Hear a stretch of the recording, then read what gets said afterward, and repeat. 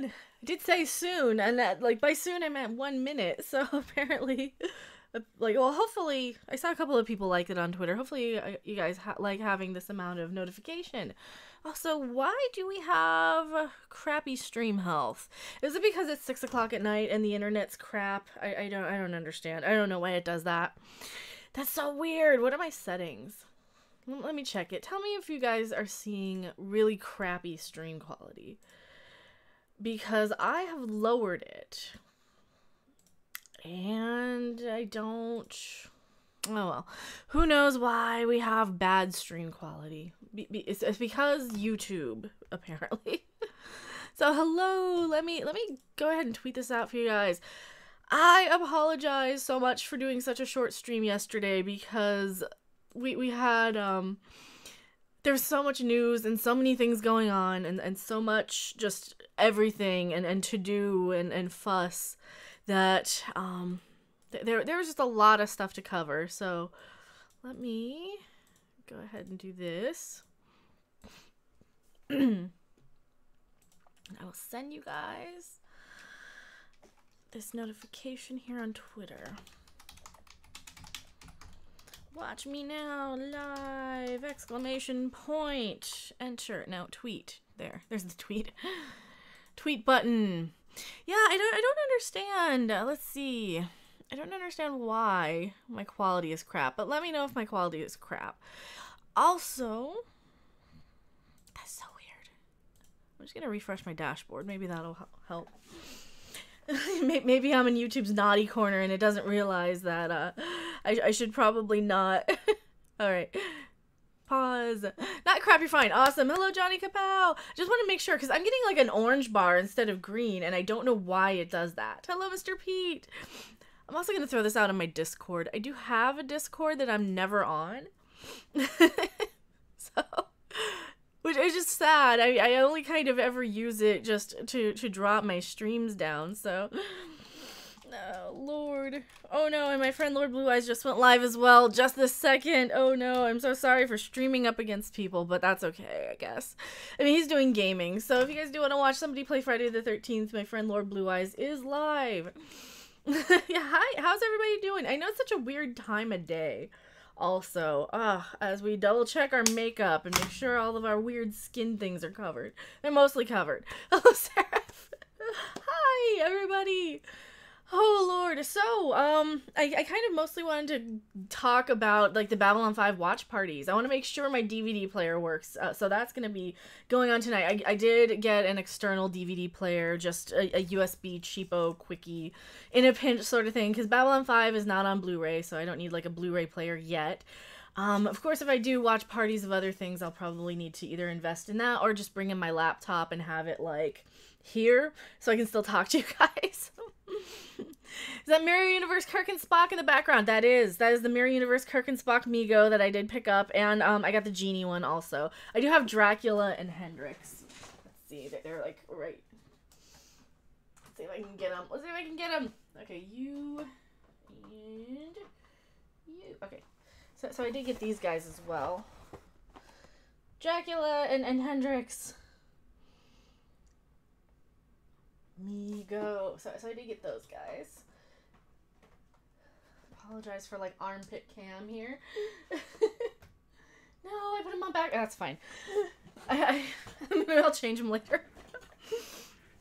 Yeah. So we do have those. One of the coolest finds on YouTube, Glider channel came up a few weeks ago in my recommendations. Well, awesome! Thank you so much for being like a recommended. Most of the people I end up seeing and meeting through YouTube are people who like know Doomcock's channel or know Midnight's Edge or Geeks and Gamers and all this. So if I'm showing up in your recommendeds and you're brand new and you don't know any of the other people, subscribe to Doomcock, subscribe to Midnight's Edge, subscribe to Anti-Trekker, and yeah, I'm forgetting a million people, so thank you so much for hanging out. I grew up with Migos as I'm old as dirt. Went through so many of the originals, and they were like $2.99. I believe it. I believe it. Hello, Tina! Just saw you come on. Had a busy day, so tired, but I had to jump in and see what's going on with you. Hope your day has gone well. Yeah, it's been going pretty well. We did get a video up for the Klingons. I've been going over my script for the episode 11 review. It is very difficult, but it's one that I do want to tackle because it has one of my favorite Discovery moments to pick apart, which is Sinequa Martin Green just basically reading the stage directions instead of like acting. Yeah, oh lord, it is one of the most hilariously bad, awful things with Discovery. So that one I really want to get out this week for you guys. Hello, Martin Dawson. Hello, everybody. Yes, and hail Doomcock. Hail Doomcock. You guys might see my Harvey replica in the background. Those guitars, and do you play? Sometimes I do play. Really? As long as I don't knock over stuff. I'm so clumsy. I'm like the clumsiest person ever. Sometimes I play. I don't know if this is in tune. So I did just get both of my acoustics restrung 2 days ago. Alright, let's not destroy my expensive guitar. This is my expensive guitar. Is Doomcock here? I don't see him. Is he here? Doomcock is here. All hail. Save us soon. I don't see him. Sometimes he lurks, though. Sometimes he'll lurk. I don't know if I want to play, like, a song. I can play a little bit. Sometimes I just play. Yeah, so people get scared of this guitar because of what's on it. And this is actually professionally burned in. I came this way. This is a secondhand guitar, but I think it was meant for me. I saw people mention him. I was hoping he was here. We always hope he's here. Do you channel the dead? Oh, okay. Do you channel the dead as well as you play that thing? Only dead rock stars. Only dead rock stars. I need to bring this up. And hello, Mary Ashmead. We need more subs for Nerdrotic. Yeah, okay. We got to get Nerdrotic also to a lot of subs. Let me drop you guys a link for Nerdrotic because Gary's birthday is coming up and he has been an awesome friend to the channel and to Doomcock and to all of us here. So let me drop a link to Nerdrotic for you guys. Here's their channel, and they do all of their reviews of everything live. So if you like awesome live content for pretty much every show on TV, especially The Expanse, they're huge Expanse fans over there. That is their channel, I think. I hope it's not like somewhere.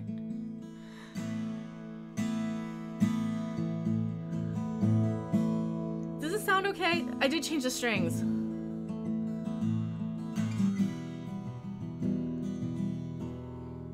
Somebody like taught me like the chords for the House of the Rising Sun, so yeah, it sounds in tune okay. I like it. Hello, Rose Tico enthusiast. God, I love the way this guitar sounds though, because I had medium gauge strings on and they were just way too thick, so I wanted to change out. I've got extra light, so I think I have like 11s.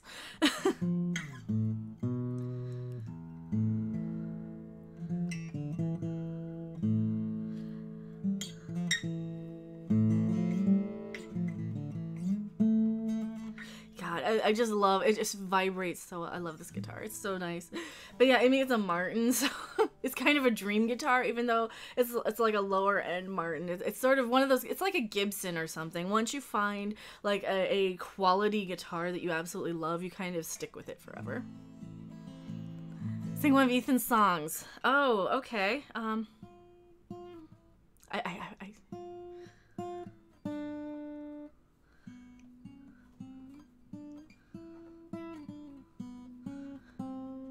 No, I can't do it. I can't do it. I was trying to learn one of his songs, but I was just trying to get the melody out. Like, I don't know if I can do one of Ethan's songs. I was trying to learn, like, just some of the basic notes for the butter one, but I know. I was trying. I don't remember all of it, but yeah, you love those guys, especially Gary. He's hilarious. Yes. Hello, Jez Oldfield. Muff, Herpicus McDurping says, what is that, the new meme on World Class? Everything's Muff, or is it on Ethan's channel? Oh man, yes, the butter. That's all I can remember of the butter song. But man, it's something.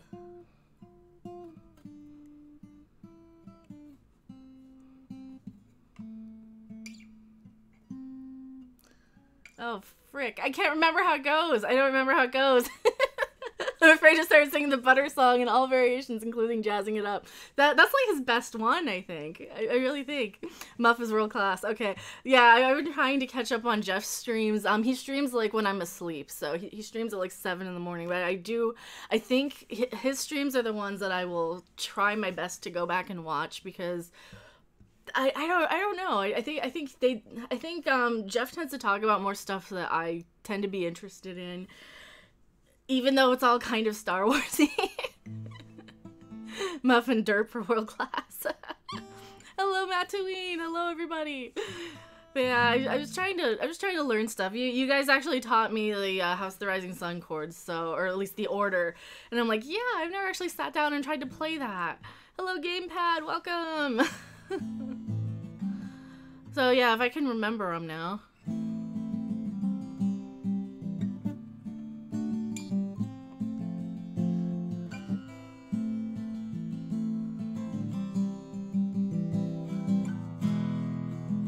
I like the way this sounds. It's so loud though, so I try and strum with my thumb. I've seen Heresy before. The new Space Orcs and STD or Advanced Heresy. I know. Smoke on the water. Dude. Oh, Rose Tico says, smoke on the water. Rose Tico enthusiast. Do I remember how to play Smoke on the Water? Is it something like that? Wait. Is it something like that? I don't even remember how to play it. I don't remember. Bad Romance, key of F? God, do I know how Bad Romance goes? I think I know a little bit of it because I saw it on a Warlock Pinchers concert where they were singing a little of it during their, I think, Tiffany song. But this was like an 8-year-old concert. It's a pretty simple chord progression. It is. Hello, man, a few words. Yeah, that's it. Awesome. Play Do You Want 'Em Dance. I don't know if I know that one. I don't know if I know how it goes well enough. There's some like Ramones songs that I might know a little bit, but I haven't seen the new Klingons yet. Should I drink ahead of time? Yes, you should totally drink ahead of time. Warren, thank you so much for the $1.99. Keep up the awesome work and content and live long and prosper. Well, thank you so much. I still wish I had my acoustic bass to play along. Dude, was it an acoustic bass or like a stand-up bass like Peter Steele used to play? Because that was awesome. That was awesome. Also, why are my notifications not on? Oh, well, they'll pop up eventually, right? Hopefully. I hope they will. I've got so much crap on here. Yay! I was gonna say, I have so much like crap on my desktop like that. That's what a new Klingon looks like. This is also what a Klingon looks like. Yeah, don't watch the new Klingons. They're terrible. They're absolutely terrible. That's right, I was talking about the poor treatment of the Klingons. You know, maybe Doomcock can write the lyrics to something like that. He's way funnier with, like, just coming up with lyrics on the fly. Okay, we'll have a shot of bourbon beforehand. Absolutely. I'm a moderator for Nerdotic too, so I'm kind of biased, but I also love Doomcock and Random. Well, thank you so much, Mary Ash Mead. Yeah, Nerdotic's a great channel. I mean, I probably wouldn't have even noticed them because I don't watch a lot of new shows, but yeah, they're you know, absolutely. If they do everything live and they have their awesome fan base, right? I think they're great. Heresy. Oh no, what heresy for what? And thank you, Herpicus McDerpington, for $2 super chat. What's with the hairy nips? I put tribbles over her nipples so we wouldn't get flagged for inappropriate content on YouTube. I don't even watch Star Trek and that looks nothing like a Klingon. Exactly. Like, I just threw a Klingon picture on the thumbnail just because I like Klingon culture. You know, or at least what it used to be. So the cover of Journey, Separate Ways on guitars. The cover of E, or the key of E. I don't remember it. I don't remember how that one goes. Separate Ways is Someday Love Will Find You. Is that how that one goes? That Separate Ways? I don't remember it. Oh, those excuses for Klingons, that's heresy. I know, they think they're Klingons. And that's funny, I just did a video today. They're going to redesign them again. Like, why are you going to redesign them again? You just redesigned them. Don't redesign them again. It's crazy. Put the link up for the YouTube thing, not super chat. That is Streamlabs. Streamlabs / random game user 42, I believe. Wait. process is automatic, but your browser will redirect. Oh, okay, yeah. Log in with YouTube. Random game user 42, allow. Yeah. I've already logged into Streamlabs. Actually, it's just, it's my name. I think it's my name. Here we go. Boop. Hello, Rob! Go subscribe to Rob's channel, too, from Midnight's Edge. He's one of our people. He's one of my awesome people over on Midnight's Edge. You know, and that's just like, that's such a weird thing, you know? You never think that you're gonna be on a channel that you watch for years. That's crazy. Wait, they redesigned them for season 2. Now they're redesigning them for season 2 again. Yeah, well, they redesigned them for the first season from, like, real Klingons. So now they're redesigning them in season 2, but they just put out more news where they're, like, elaborating on it.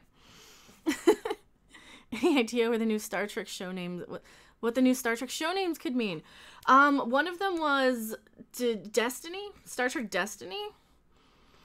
Which, I mean, they could have called Discovery because, you know, this Destiny is such a generic sort of sci-fi name. Like, it's like a video game. It's, you know, it's such a generic sci-fi name. So, I don't know what it could be. It's also something I usually call Stargate Universe, is just Stargate Destiny. Yes, I need a drink. Awesome. Should the button be pressed? The button should always be pressed. Absolutely. Klingon proud warriors living by a code. Yep. The Klingons are actually going to evolve into NBA Hall of Famer Patrick Ewing. See, that would be an interesting thing, right? I subscribe because Gary likes Midnight's Edge. Well, we're all part of the same sort of family of YouTubers, you know. Like my thing is I kind of fly off the handle over little things, and I kind of my brain works really odd, and I find kind of angles for things that people tend not to. So like the Rose Tico thing, when everybody was saying Kelly Marie Tran was bullied off of Instagram, I'm like, well, maybe she just has a non-disclosure agreement. Maybe she wasn't bullied, but Destiny sounds like it could be a card show. It could, absolutely. Yes, we're all part of the Midnight's Edge YouTube family. Yeah, there's so many awesome YouTubers, you know, like Doomcock and everybody. But yeah, so we should totally press the button and let Harvey out. Changing them as much as the Clone Troopers. Well, they're changing them more than the Clone Troopers. There's so many Star Wars-y... Star Trek and Star Wars are going through so much crap right now that I think like all of us need to sort of gang up on everything. The purple Klingons made their chocolate. Did you see the purple Klingon? I'm gonna bring him up again. He's not really purple. He has like war paint on his face. I call him the God of War Klingon because he has all the paint on him. But he's very much like a bad video game character Klingon. And this poor actor, I mean, he's got the tears rolling down his eyes. He can't see through it. He probably can't act with all this shit on his face. There's like a chin piece right here that you can see in the picture. Like, I can see it on my tiny little preview window, so I know you guys can probably see it if you're full screen. And I know that stuff shows up on camera. It's just crazy. And somebody pointed out on a video that, like, oh yeah, Glenn Hetrick on Face Off, when he was the judge on Face Off, would always criticize these people for like, not allowing the actors to emote through their makeup. And so what's he do? He makes this. You know, he makes this. Go away. Get out of here. Oh, Herpicus McDurkington.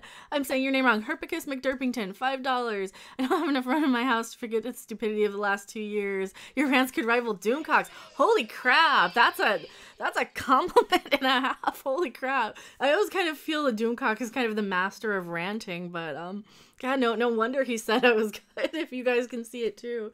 I tend to have like not a lot of confidence when I do stuff sometimes, but I mean it's growing for sure. Absolutely. Yeah, that's like, wow. that's probably like that would be like, you know, being compared to like Jimmy Page or something in guitar or something.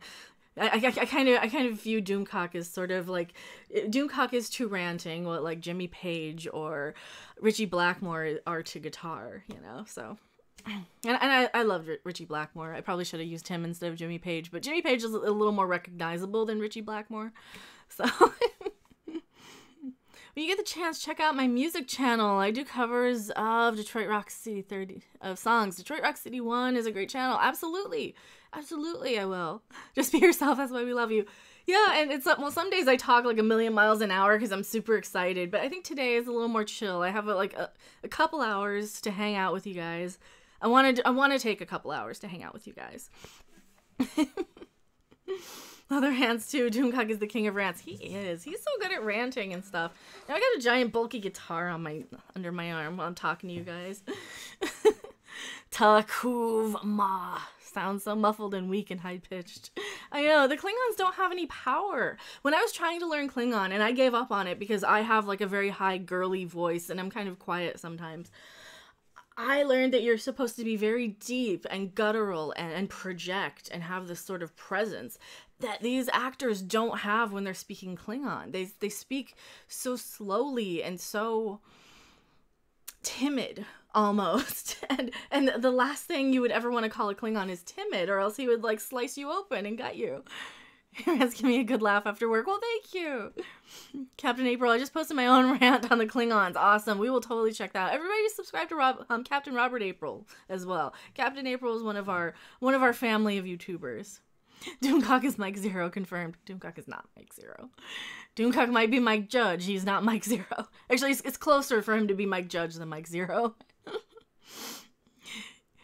You took some Ritalin. I did not take Ritalin. Mary Ashmead. I love Jimmy Page. He was amazing with Zeppelin. Yeah, I don't know how far behind your chat, like you guys' chat is. So hopefully it's not acting up too much for you guys. I'm pretty sure it will. I'm pretty sure it will act up and it will like lag out. And I don't want it to lag out on you guys. So hopefully it's good. I'm gonna close that so I don't have anything else running in the background. Hello, hologram nunchuck. Gruff. Oh god, I can't pronounce that. Nukda Pupa. I can't pronounce that, but I'm trying to speak Klingon. I cannot speak Klingon. I am so bad at other languages. I can't even speak English.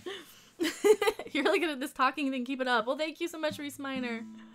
Yeah, sometimes a lot of time people want to do YouTube channels and they don't have much to say, I think, and they don't have the ability to just kind of go off on from topic to topic to topic. And this is why I tried my best to kind of encourage people that I know who can just talk to just talk live on YouTube for hours on end, because like sometimes you have that personality where you can like just go for like 2 hours or 3 hours. It's very much like radio. It's very much like being a talk radio host. And Ethan Van Sciver is absolutely 100% right that I think a lot of the modern sort of YouTube is just talk radio. We're just kind of all coming up to that age where we don't want flashy stuff. We just want to talk about opinions and we want to discuss things and we want to see what other people have to say. And because of this medium now, people who would 20 years ago be listening to talk radio are now on YouTube, hanging out, having live streams, having discussions. That's how channels like Nerdrotic are thriving so much, because they're just kind of hangout talk radio sort of chats. And that's one of the things I love about it. It's hard to speak better too. I know. Learn gooder English, me. Me. I English good speak. We never need another Star Trek prequel. We already had Enterprise. We never needed or wanted Discovery. In fact, there are so many things that go wrong with that show. Exactly. Exactly. Oh no, Geeks and Gamers went live. Oh no, so now we're probably gonna lose people. Well, I mean, Star Wars fans and Star Trek fans, there's crossover, but I think it just depends on which channel you want to watch. So if you guys are really interested in Geeks and Gamers, I have no problem sending you guys over there, because that's a great channel, and I was on their stream on Sunday. So yeah, that was such an amazing opportunity. So thank you so much, Jeremy, for allowing me to come on your channel. I know he probably doesn't really know a lot of what I do over here, so it seemed to me like he might have been a little nervous to figure out what to talk about, but quit judging me from my Orc love. Oh no. I've seen a lot of frustrated disc jockeys on YouTube, myself included. Yeah, that's absolutely the case. I mean, you kind of, if you have a personality and a voice and are distinct enough in who you are and have an interesting enough thing to say, people will hang out and people will watch you. It's just find your audience, find your topic too. I speak Lizdexia. Podcasts and streaming are my new TV. That's kind of how I've been for a while. I'm still behind on, there's one Cox and Crendor that came out I need to watch or listen to. But yeah, I like podcasts. I really do. Jeremy had you on for another video. Yes. Hit the like or we talk music. Oh, we can talk music all day. We can absolutely. Is this a meme? What is this? Oh, holy crap! You gave me a new meme. Oh, thank you so much for the $3. Couple of bucks for the cause. Well, thank you so much. I really appreciate it. I didn't even notice that little meme. So yeah, if you guys use Streamlabs, the Streamlabs link, you can add your own little or not memes, GIFs. You can add your own pictures and stuff. That is amazing. Thank you so much. My guitar string is broken for the 4th time. I'm so sorry, Random Gamer. And that's why I didn't use Random Gamer. I used Random Game User because everybody has Random Gamer something. I'm sticking around with you, and I'm so behind today. I was watching recorded EVS when you came on. Oh, well, thank you so much. I really appreciate it. I watched him live. I did get to watch Ethan live. I've been watching World Class in chunks every now and then. I can never seem to finish a whole stream of theirs, but usually like in the background while I'm doing stuff in the afternoon, I can hang out and listen to World Class in the morning. I'll be sticking around. Awesome. Me as well. Okay, lousy be lurking though. Hey, don't worry about don't worry about lurking.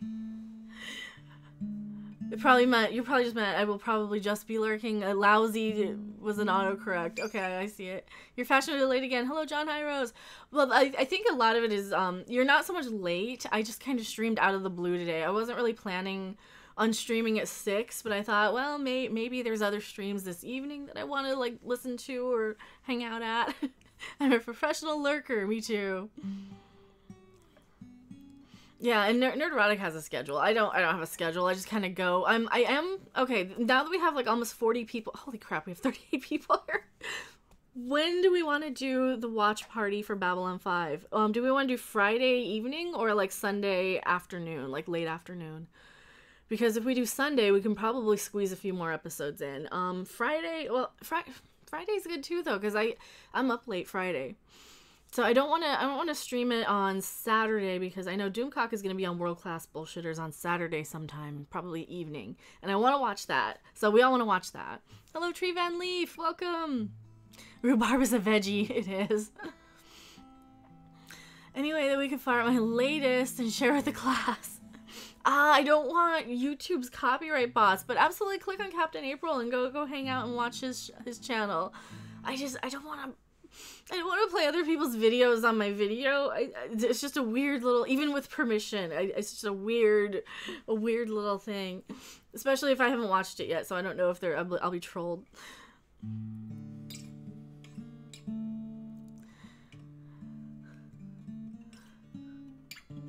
What did I miss now? Nothing much. We were just hanging out. More tribute. This lowly peon is asking for a plug. Oh, thank you so much, Mr. Peach Channel. Absolutely, subscribe to Mr. Peach Channel. He needs 400 subs. I think he's higher than 400 subs. I'm pretty sure you're higher than 400 subs though. And thank you so much for the $2 super chat. I really appreciate it.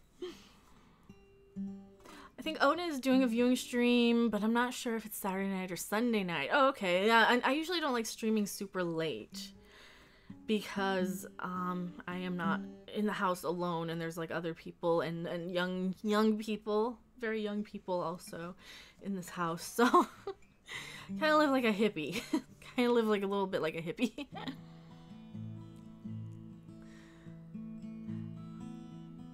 Remember when we used to give out... Oh, yokai. Yeah, well, that was way over a year ago. The problem with giving out yokai is that, like, you have a lot of people who subscribe to you who only want the free thing. Red, get looped on the drugs. Not right now. You want me to get on drugs? I'm not on drugs now. I'm not on anything right now. I'm sober. Folks, open up a new tab. Check out my vid about why the Klingorcs don't have hair. That way you don't have to leave here. Exactly. Open up a new tab. What's your favorite Need for Speed game? Mine is Most Wanted. I've not played... I don't think I've played a Need for Speed game. I think I might have played... No, I think I had one and I sold it. I bought a bundle of games from 360. I don't think I've ever played a Need for Speed game. The only racing games I've played are like Mario Kart. that nobody shows up when I stream, even though people are like, Mario Kart, I want to see Mario Kart. Nobody shows up. I think I have more people viewing now just in chat than I have on some Mario Kart streams, like in the entire 4-hour stream. 38 people now versus like 30 views. So I think we should all practice talking like Mike Zero. I've never seen much of Mike Zero. I don't think I know how he talks. Love your video tour and the stuff behind you. Demented forever. Yeah, there's more. There's more coming. There's absolutely more coming.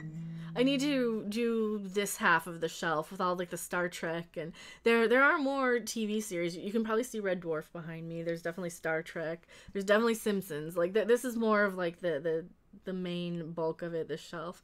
Plus there's some cool stuff above it you can't see, like some Star Trek stuff and some King Orcs don't say kapla, they say kumquat. Exactly. Oh yes.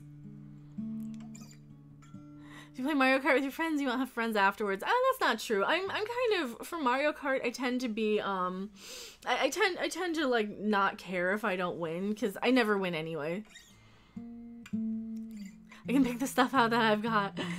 Yeah, there's a few things. There's a few pretty common things that I think pretty much every fan of like British comedy should have, or Star Trek. Hello, Hound 3000. Morning. It must be the other end of the world. Hello, Derek McManus. Wait, you like Red Dwarf? I do. I love Red Dwarf. Blue shells cost me friends. Worth it. Yes, Mario Kart with a C.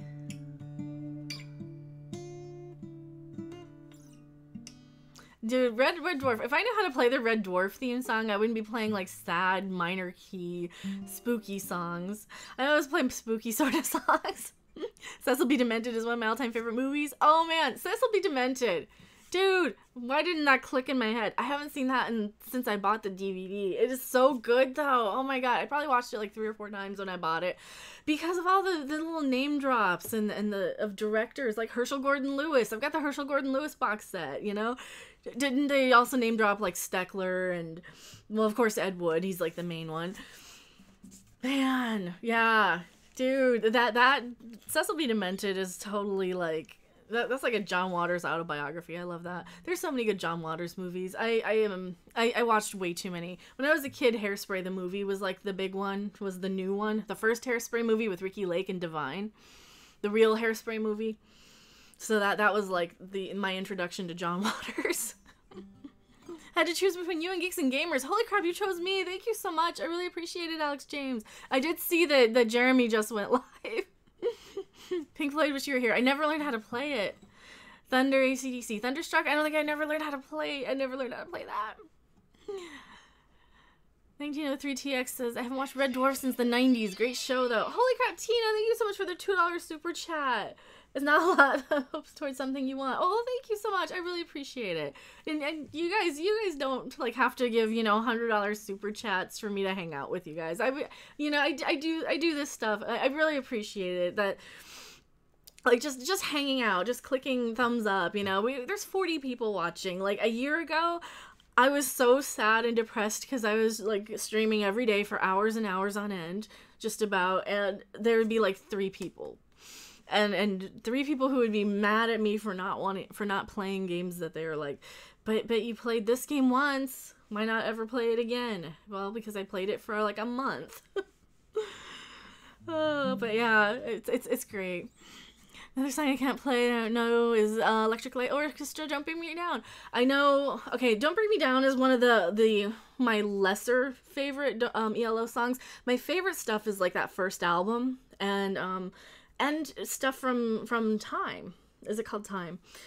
They have the big song Twilight, which I really, really love. Yeah, it's not about the vampires. It's very much a space sort of opera. Yeah, ELO, if you have... Do I have it? I should have it. I should have it physically. I actually probably do. I don't see it from here.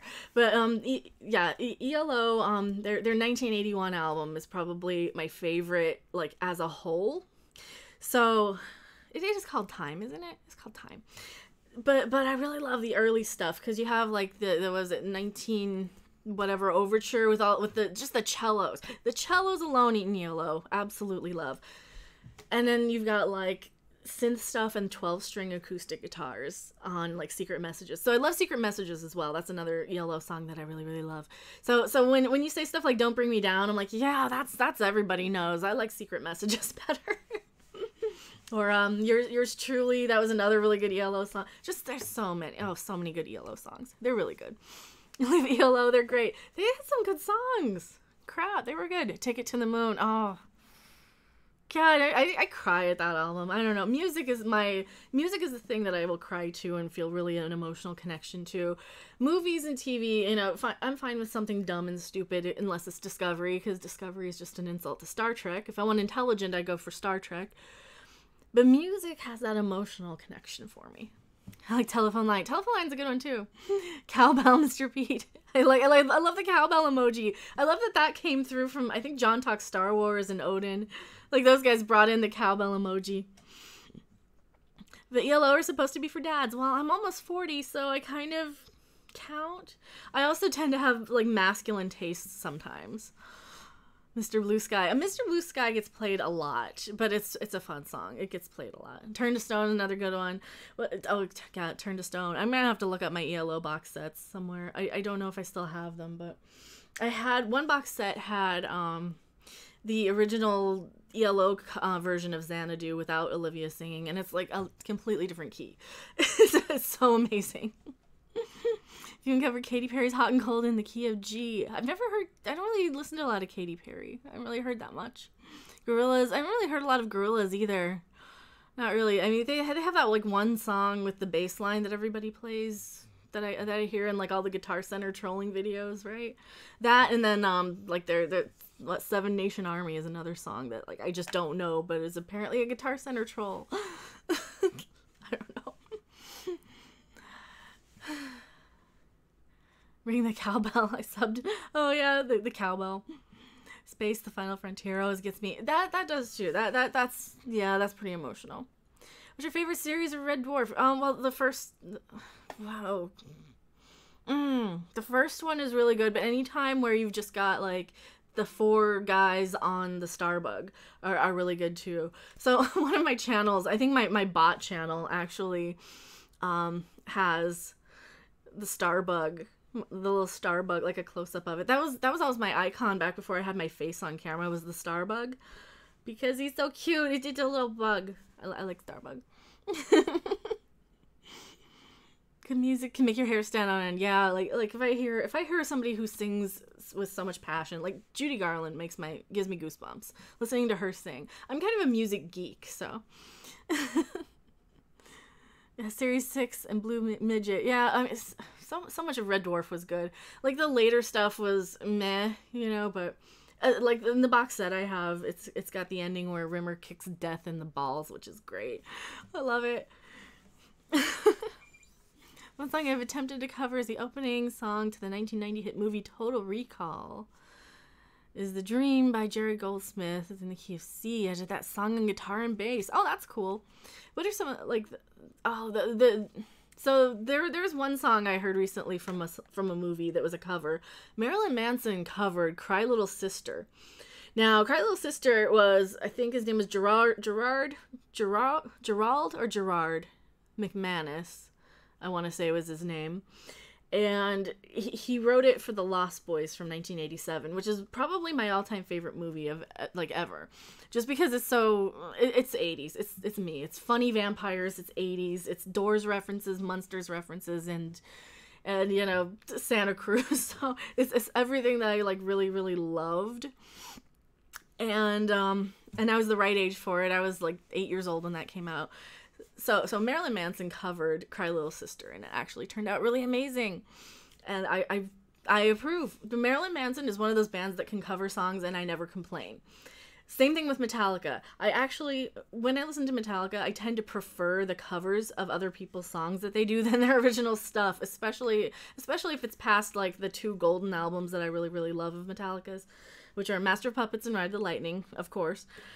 But like everything after that is like, I kind of like it, but, or I've never heard that because it's 20 years after Metallica were relevant for me, but.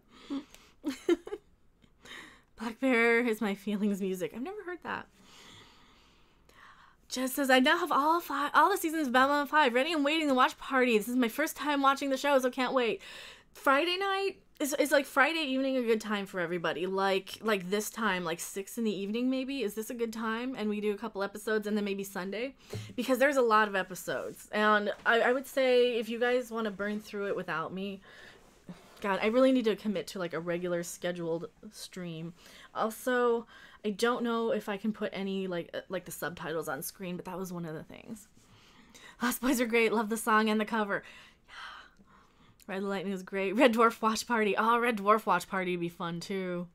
Well, if we do Red Dwarf, it'd be like one episode. It'd probably be like, well, it might be Polymorph. Polymorph is such a good episode to watch. Oh man.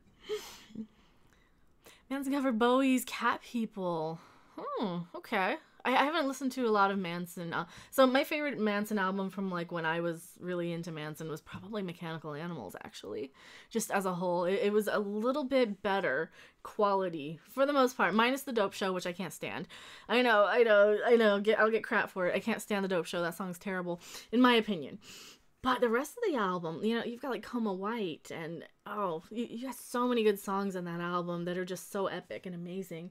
And the good songs on Mechanical Animals, in my opinion, are better than the good songs on Antichrist Superstar. 6 p.m. is almost 1 a.m. here. I'm so sorry. So if we do like Babylon 5 watch parties, it might Sunday afternoon. But man, you know, I can't do them for everybody. Well, we could do like one and then another, so you guys could watch back, and then the beautiful people. Enter the Sandman. Do I still remember how to play? I don't remember how to play Enter Sandman.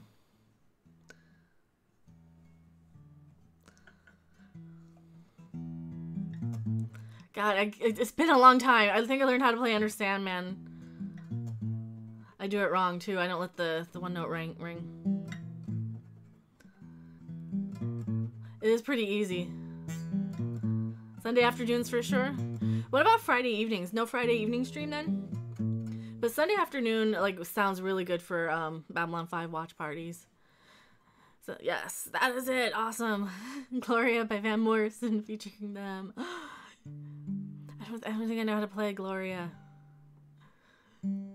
God, what is this one I do know how to play?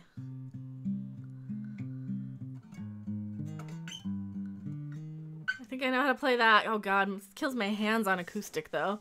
It's the key of E. Mr. Beast is awesome. Oh, you guys. That's all I remember. Okay, God, my hands.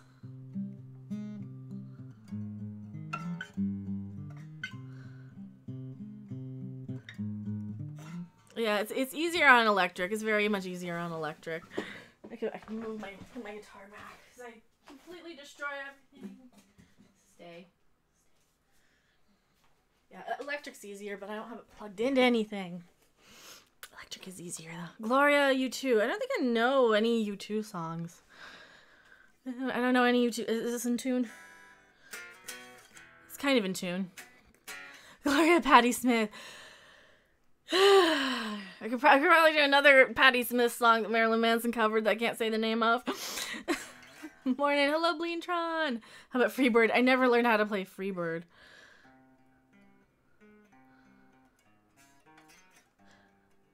As I screw up. Okay, I just know the main riff. Where's my pick? I have a million things here. I have a guitar pick. Oh my god. Gloria by the Doors. Doors didn't do Gloria. Doors did, and I am actually a pretty huge Doors fan. I can't play any Doors songs.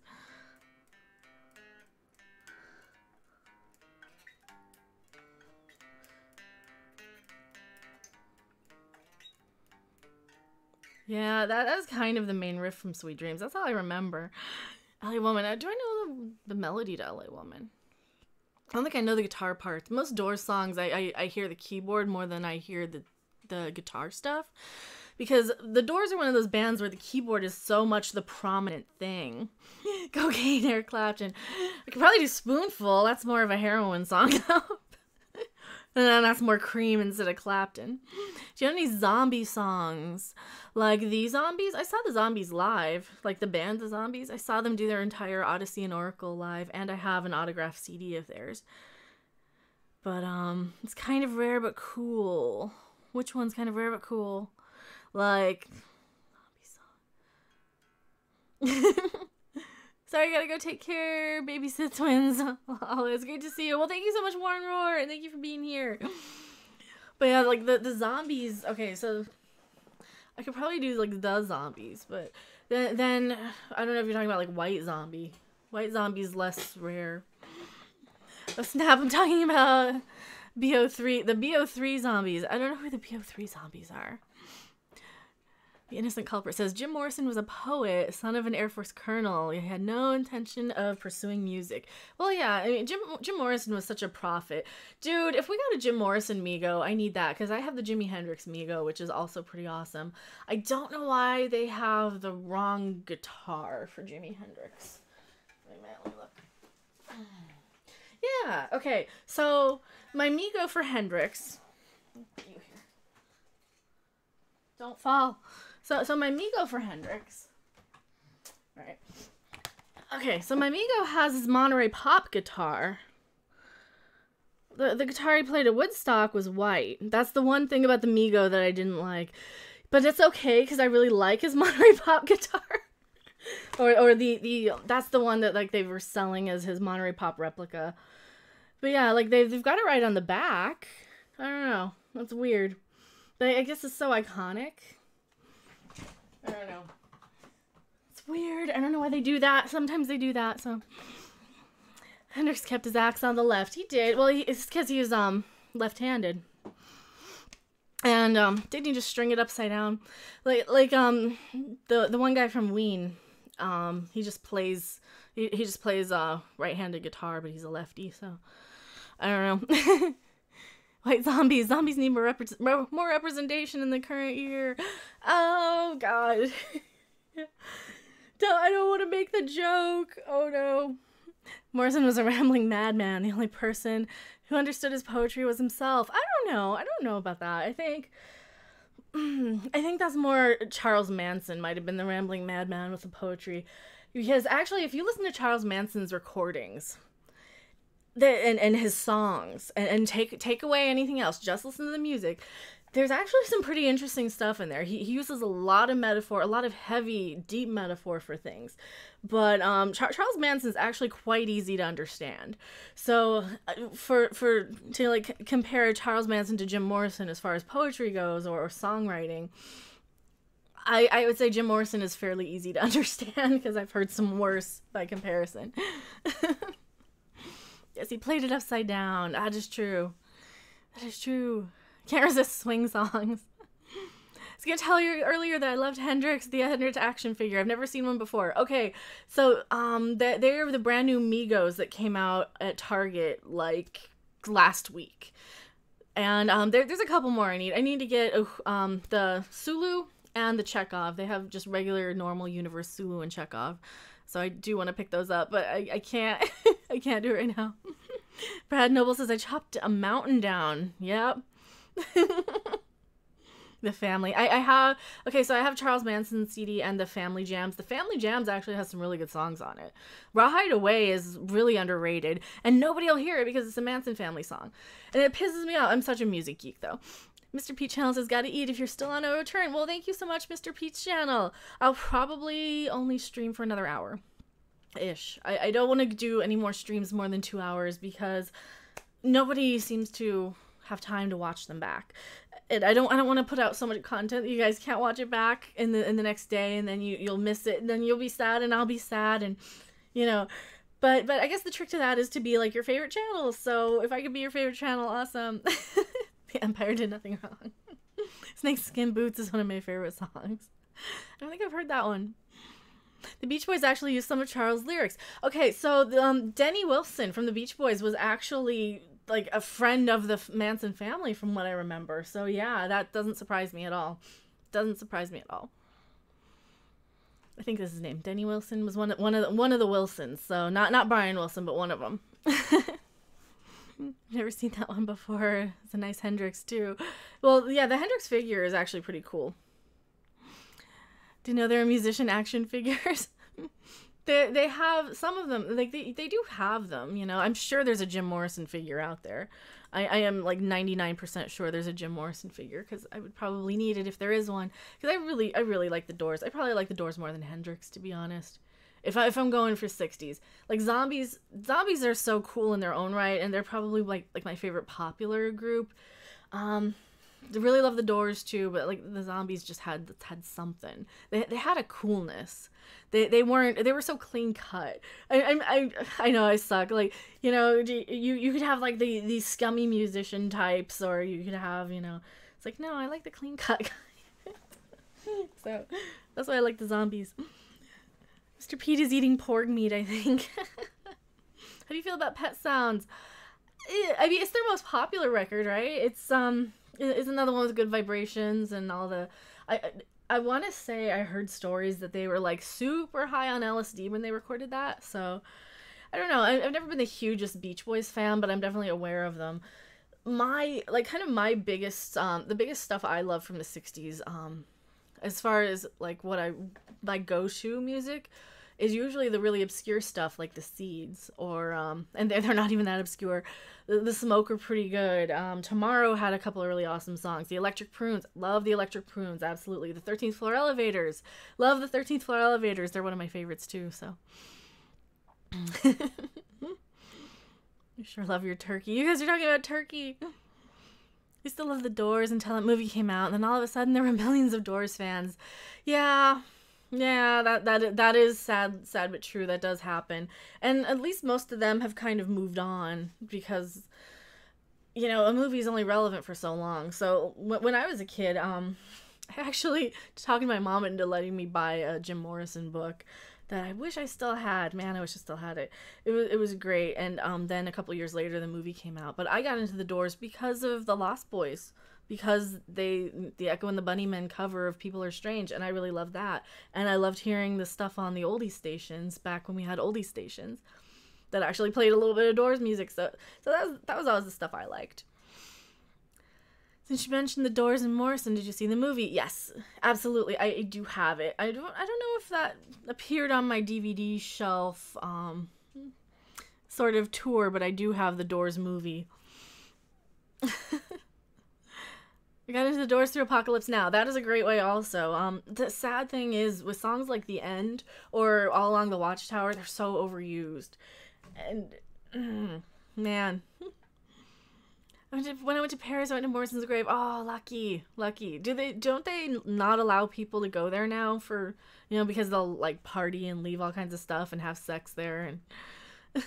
Lost Boys is amazing. Totally an 80s vampire movie. Yeah, I think The Lost Boys is one of those movies I can always watch. You know, absolutely love Lost Boys. It's great. Morrison is not there. Well, I know, but people go there to like have sex on his grave and stuff. The Lost Boys is one of those movies that like, if it's on, I can just kind of watch it no matter where it picks up, because there's just so many great one-liners. There's so much great stuff about that movie. I mean, the characters aren't all idiots. They don't do stupid shit so much. It's not Discovery. It's not Star Trek Discovery. Great cover of All Along the Watchtower and BSG. I do have the CDs for the Battlestar Galactica, for that cover especially. The cover from All Along the Watchtower from Battlestar Galactica is probably the best cover. I kind of prefer that to the Hendrix version sometimes, depending on what mood I'm in, because it has the drums. I mean, that was the big thing with Battlestar Galactica, is the taiko drums, and I hopefully they won't like ruin a whole bunch of other shows by copying the drum sounds. But The Lost Boys definitely has one of the best soundtrack albums from that time. Yes, well, yeah, you had like some of the great covers of like well, the Echo and the Bunnymen cover of People Are Strange was actually really good. There's also a really good song that doesn't get a lot of love. It's called Lost in the Shadows. It's kind of the other song from the Lost Boys that's really good, because it's, I don't know, there's just a couple of good songs from that. Anytime I can hear anything from that movie, it just puts me right in the mood for it. Please don't mention STD. It makes me sad for Trek. I know. Sunshades. I'll be back. I'm gonna go charge my phone. Well, thank you for being here. Very first movie I ran in my cinema days was The Doors by Oliver Stone. Some mother got on my case the first day because their kids snuck in. It was funny, actually. Oh, well, I actually convinced my grandmother to let me see Pump Up the Volume in the theater, and I was way too young to be seeing it. I was probably 9 or 8 or something. So yeah, I can relate, but I didn't sneak in. It's like, seriously, if your kid sneaks into an R-rated movie, that is on you. That is 100% on you. The live-action Transformers movies suck if you're a fan of Transformers. I didn't really get into Transformers too much. I had Hot Wheels, but I didn't really get into them that much. I think I had 1 or 2 as a kid. I never really got into them.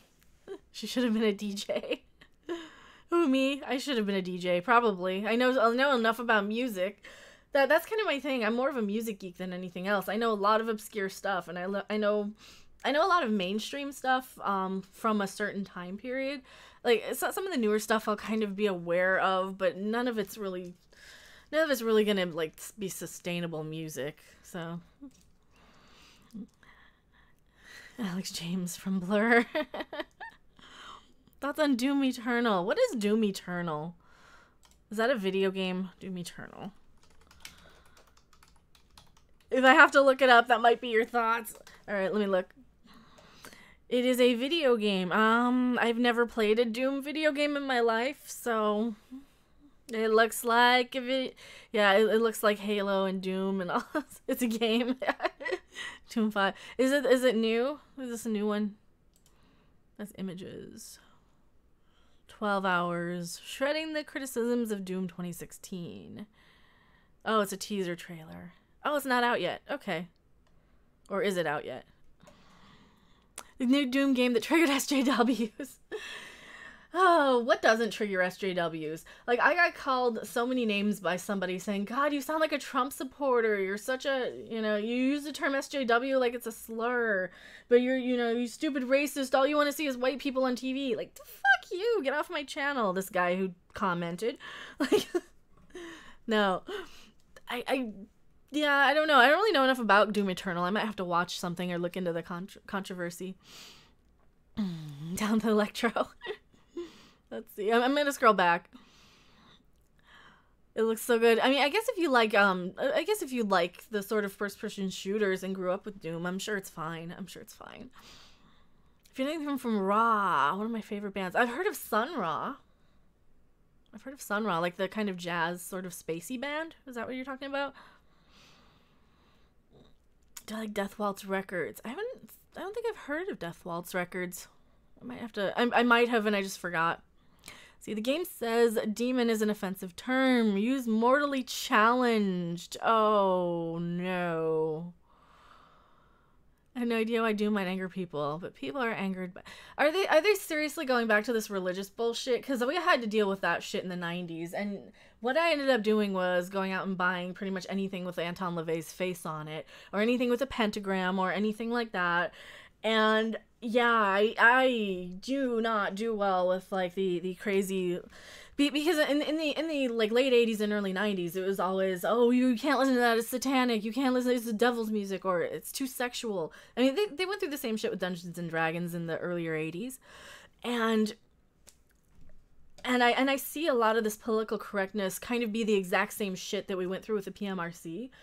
It's annoying. If they're gonna be doing that. No, it's more of a rock band. Okay. Because Doom is one of the greatest things, except Doom 3 and a lot of levels in Final Doom. Yes, they are. Oh no. A demon calls Earth a melting pot. It kind of is. I'm mortally challenged when people ask me to do shit. That's Diablo. Yay, I got a good-looking Harvey plush and a Mason hat on eBay. Oh, awesome. Which size, Warren? If you got this size, he won't fit. This is the 16-inch, so the 12-inch, a hat won't really fit on him, but the extra, or the giant size is what my Harvey is. Well, that's actually Charlie Cthulhu. This is Stanley. He's a little baby Cthulhu. Actually, he's not a baby. He's like a teenager. He's cute, though. They're really cute. Search for Raw Sky on YouTube. Alright. We will search up Raw Sky. I can't, I mean, I obviously can't play anything of them, but Raw Sky on YouTube. It looks interesting enough. Alright, I'm gonna leave that up on my other tab. I can't play it on stream just because of copyright, but have a look. Death Waltz releases obscure horror movie soundtracks on vinyl. Ooh, nice. Have you heard of the Diablo games? I've heard of them. I've never really played them because they're kind of that top-down sort of... Didn't they have, like, the click... Like, they were mouse killers because they were just kind of... You clicked a million times? That's kind of what I've heard of Diablo. I might be completely wrong, but... And the first player quarter game I remember was Wolfenstein. Nightbot is getting court papers. Well, my Nightbot isn't that bad. It used to spam, like, every 7 minutes. Now it only spams once every half an hour. Mini Cthulhu, yeah, there's a baby one. There's a baby. The other one's giant. You can kind of see his feet back there. And he is big enough to have a giant thing. Is that Doomcock merch or is Harvey a thing? No, these are actual plushies that you can buy. Toy Vault made this one. At least this one is. This is something you can buy. That one was something I could buy too. I think Doomcock should like go into business with Toy Vault and they should make Harvey Cthulhu, like actual official branded Harvey Cthulhu plushies. I would totally buy like an actual official one if it could support Doomcock's channel. I think that would be awesome and he should... It's one of the millions of things that he probably doesn't have time or energy to like email them about, but that's something he really should do because to have some sort of licensed merch for Harvey... Maybe in the future, once he has a lot more subs, once people, like, once Toy Vault realizes, hey, a lot of people are buying these little mini Cthulhus because of some guy on the internet. Hello, Anti-Trekker. Yeah, subscribe to Anti-Trekker. He's awesome. He's part of the YouTube anti-discovery sort of family. Giant thing, explain. Oh, the giant thing? The giant plush back there? Told him to make them. I know, everybody's told him. I don't think you could actually make one because of the licensing. Diablo is the best hack and slash RPG. Okay, Diablo 3 is the only top-down RPG I still play regularly. Alright, so like the hack and slash sort of games, I've played like Senran Kagura, but that's anime big boob anime girls. And you knock their clothes off, so I kind of am a pervert and like looking at that. No, so what? People still play D2. A lot of people still post D2 videos. Wow. Wow. Yeah, I was playing quite a bit of gaming and nobody was watching. So we have more people just show up in chat than views on some of my gaming videos.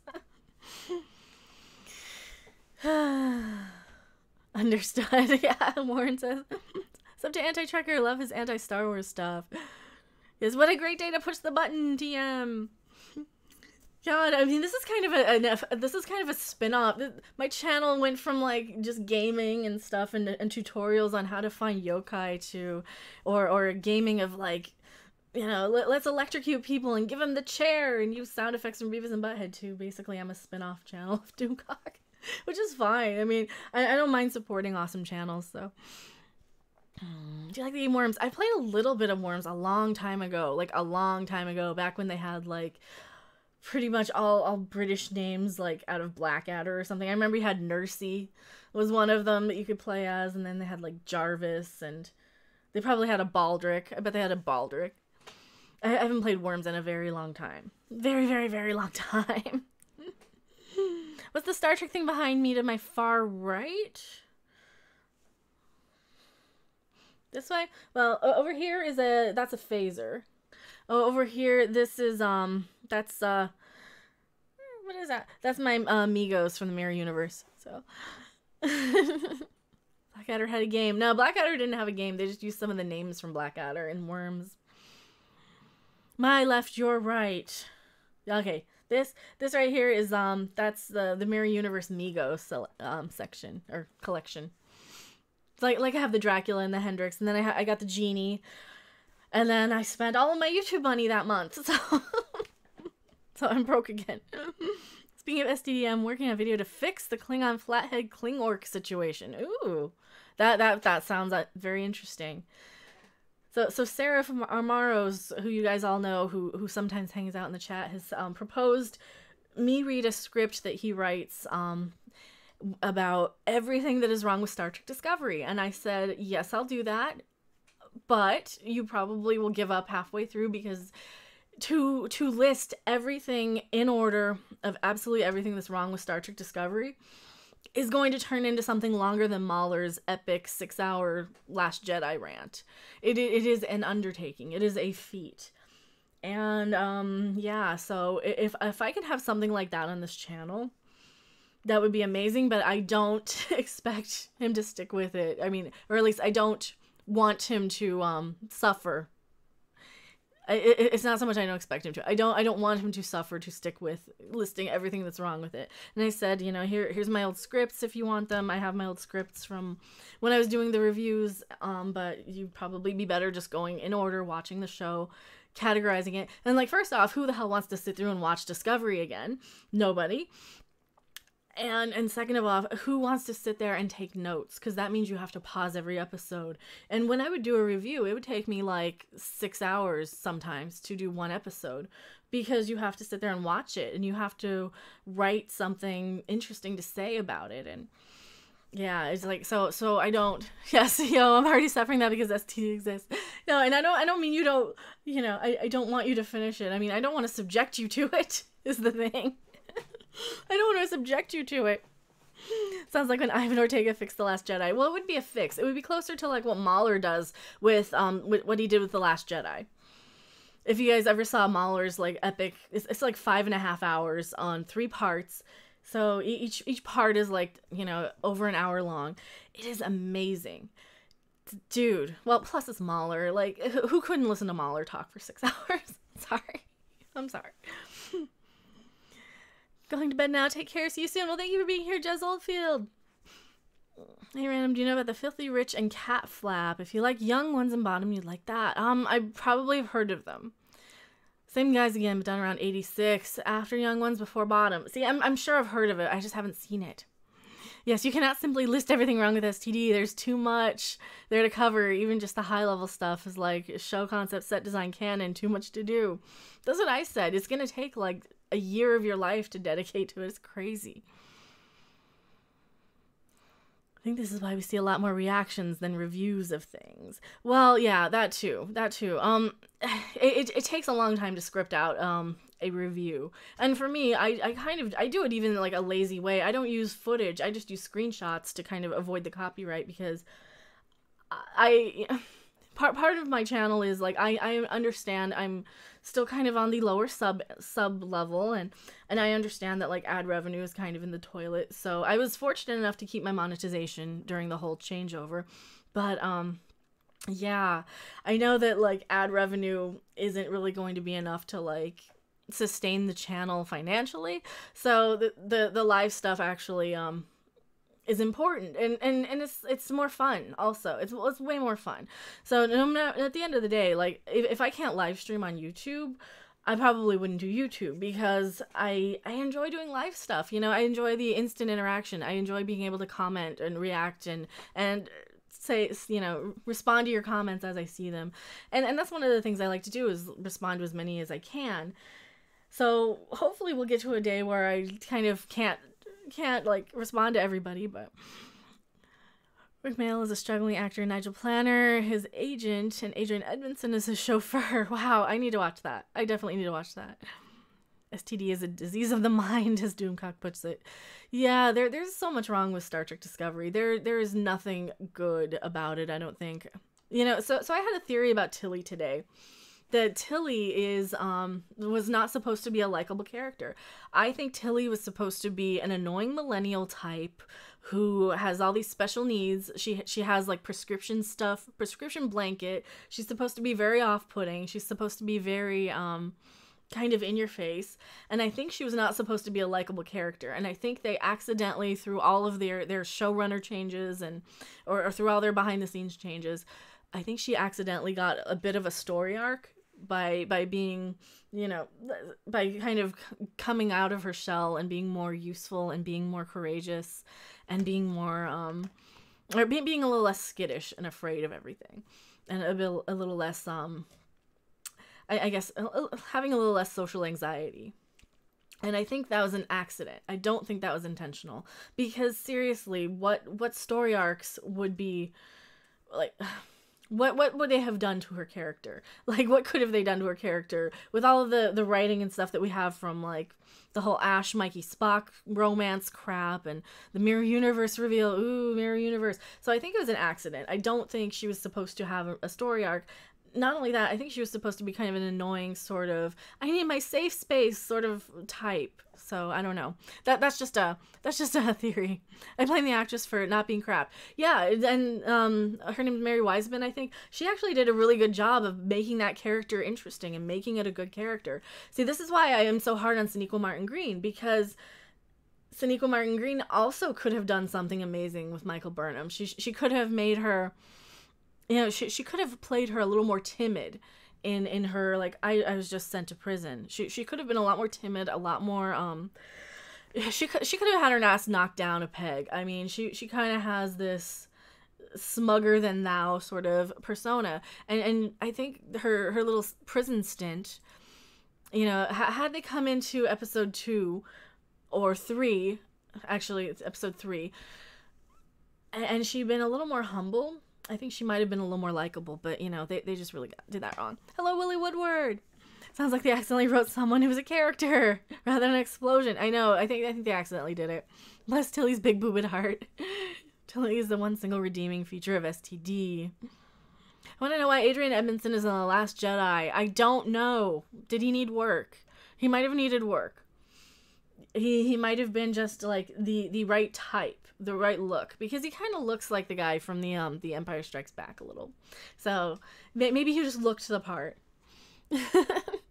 Spock will need a safe space after Kurtzman's done with him. We all need a safe space. We don't want to know where Mikey Spock touched Spock. We don't want to know on the doll where she touched him. We don't want to know.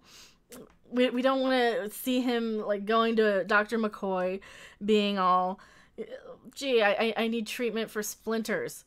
Where at? Where do you get a splinter? I don't want to tell you. It's in my pants. I don't want to see that. And you know it's going to be something stupid and some cringe dialogue, because we have this culture of cringe now where everything is just cringe for the sake of it. My condolences for Star Trek. I know. Which guy from the Empire did he look like? I can't remember his name. I saw him live at Comic-Con in the UK. If I can find those pictures, I could probably bring it up. I don't know if I can find it quickly. I can't remember his name, though, for the life of me. But, I mean, and maybe it was Return of the Jedi. God, it's been so long. But he kind of reminded me of some of the other people in Star Wars. Adrian Edmondson did. Yeah, I don't know where my vacation pics were when I went to England. I don't know where they are. Julian Glover, maybe. Might be. Okay, off topic here, but how comfortable is that gamer-style chair? I spend 12 to 16 hours a day at my desk. It's actually really comfortable. That's why I got it. I don't mind it. It's got the high back. It has a little attachment thing and for the head, and you can have a lumbar support. It's actually pretty good. I mean, I like where the armrest is for where my mouse is, and I think you can raise it or lower it. It's actually pretty good. Looks like a car seat. Yeah, well, that was kind of the joke with the Orville. They're like, oh god, they have like Twitch streamer chairs in the Orville shuttle. It's great. Because these are definitely like gamers. These are streamer chairs. This is absolutely a gaming streamer sort of chair. And like a Porsche. Exactly.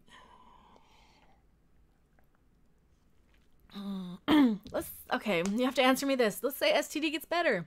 Would you totally be like, this no longer sucks? I would probably say, well, I would probably do what I did with Enterprise and say, this is the best season we got of Discovery if it gets better.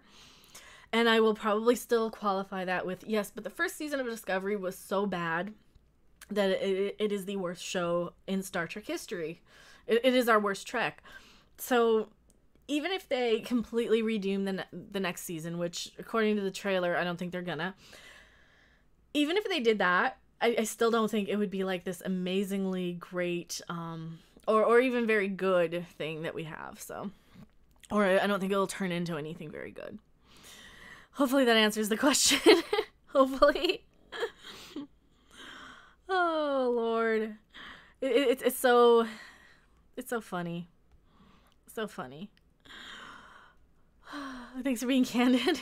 The premise of STD is fundamentally flawed to begin with. Yeah, I mean, you know, it would take something like Q snapping his fingers and fixing it, I think. And they're not clever enough to do that. That's kind of some having an entire season of a show be so off the mark and just completely not Star Trek. You know, if they were to have Q come in and snap his fingers like that I would consider that to be like Andy Kaufman level of sort of trolling and subverting our expectations, you know. They're no Andy Kaufman though. They're not even Dane Cook at this point with like for Star Trek creativity or comedic genius, I guess.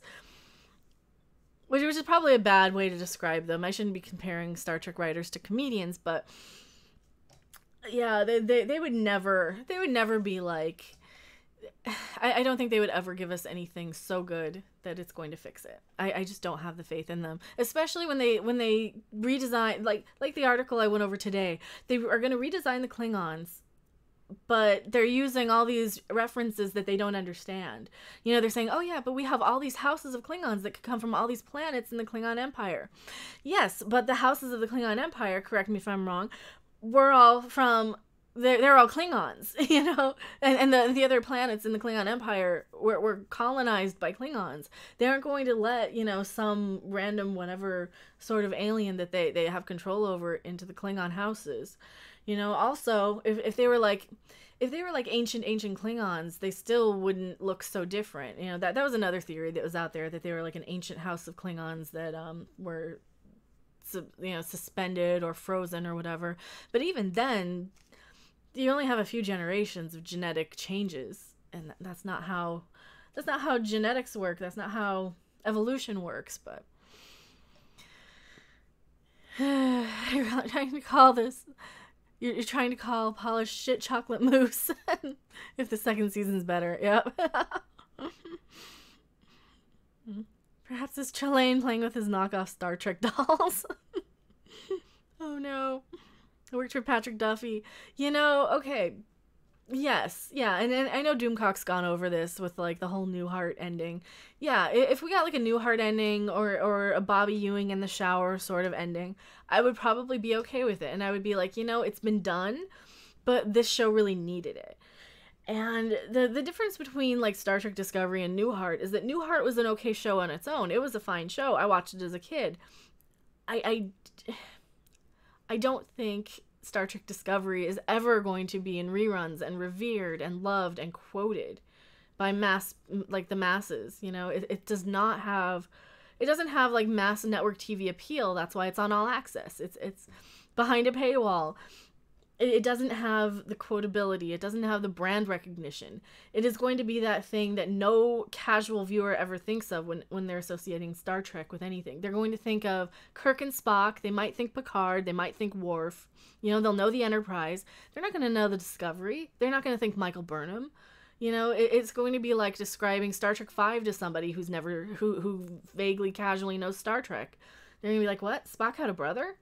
You know, they won't know who Cybok is. They won't know any of like the more in-depth lore and history of the show. So it is such a disappointment, really. And no matter what they do to fix it, I don't think it'll ever be like on the grand scale of things like Newhart or you know, or Dallas. I mean, it's not a cultural phenomenon. It's this little flash in the pan nothing that nobody is going to even remember except diehard Star Trek fans who are going to be really pissed about this for a long time. You know, this isn't like Enterprise where we just are like, I don't really care. Or Voyager. I even tuned out of Voyager after a while because I just couldn't look at the Kazon. They looked like stupid birds with nets on their heads. They looked stupid. They looked ugly. I didn't like the Kazon. And I regretted it because I came back a little bit, but I was never livid. I just stopped watching. I was never pissed. I never vlogged about it on YouTube. I never wrote about it in my journal as a teenager that, oh no, they ruined Star Trek because Voyager sucks. Because it didn't suck. It just wasn't that great sometimes. And there was a lot of good about Voyager. It's not Discovery. You know, people kind of forget that we hate Star Trek in a way that we've never hated Star Trek before, or we hate Discovery anyway. And people don't get that. They're always like, oh, well, you know, people were pissed about Next Generation. Like, well, A, no, they weren't. You misquoted them. And B, anybody who said anything ever was just speculating. I don't know if I want another Star Trek. We already had it. What are they going to do? It wasn't a, oh my God, what have you done? This is a bastardization of everything we love about Star Trek. No, it's not that. So, a paywall for STD, rather have a hooker. Exactly. Like, you guys could drop money on anything other than that $6 a month that it cost you for all access. Go see the Meg. If you you know, shit, go see the Meg. The Meg was actually really good. Fan fiction to the rescue. Anti-Tracker says to fix STD, 1, stop making everything about Michael. Yes. 2, make it visually consistent with the rest of the universe. 3, start working within canon. 4th, never mind, can't be done. Yep. And the last episode of Saint Elsewhere, yes. Oh, Lord. Yeah, so Saint Elsewhere is an old reference, but that was, well, that one was kind of fun, though. I didn't mind that. I didn't really watch much of it. I was really little. You know, the one connected tissues to all this is all done by CBS. row your boat, made of Mikey Spock. Merrily, merrily, merrily, the whole thing was a dream. Yeah, well, that's one of the theories is that Star Trek V was a dream. My biggest issue with Voyager was how they made the Borg so weak. They were a little weak by the end. Yeah. Well, I think one of the problems with that is they made them too powerful in the beginning because, well, if you remember, God, what was the name of the episode? Was it Best of Both Worlds, where they had, you know, the Borg stuff and the Locutus and, yeah, that, I can never remember episode titles. They wrote the Borg so powerful before the hiatus, and then they had to kind of quickly think and pull it out of their ass for the finale. So that's one of the problems is like they make the writers, or they make the enemies a little too powerful sometimes. The wormhole is really tripping shit in the pilot of DS9. Well, yeah, it could be. They must have blown the budget on effects rather than writers. They did. I don't know. I think some of that money's getting passed around where it shouldn't be because that show does not look nearly as good as people think it looks. I mean, I can see why people might think it looks good, and people are like, I like Star Trek Discovery, I like Disco because it's, you know, it's pretty and it has a lot of great effects. Yeah, but they don't know anything else about the show. It just looks, you know, like a high budget show, which it is. It's really high budget.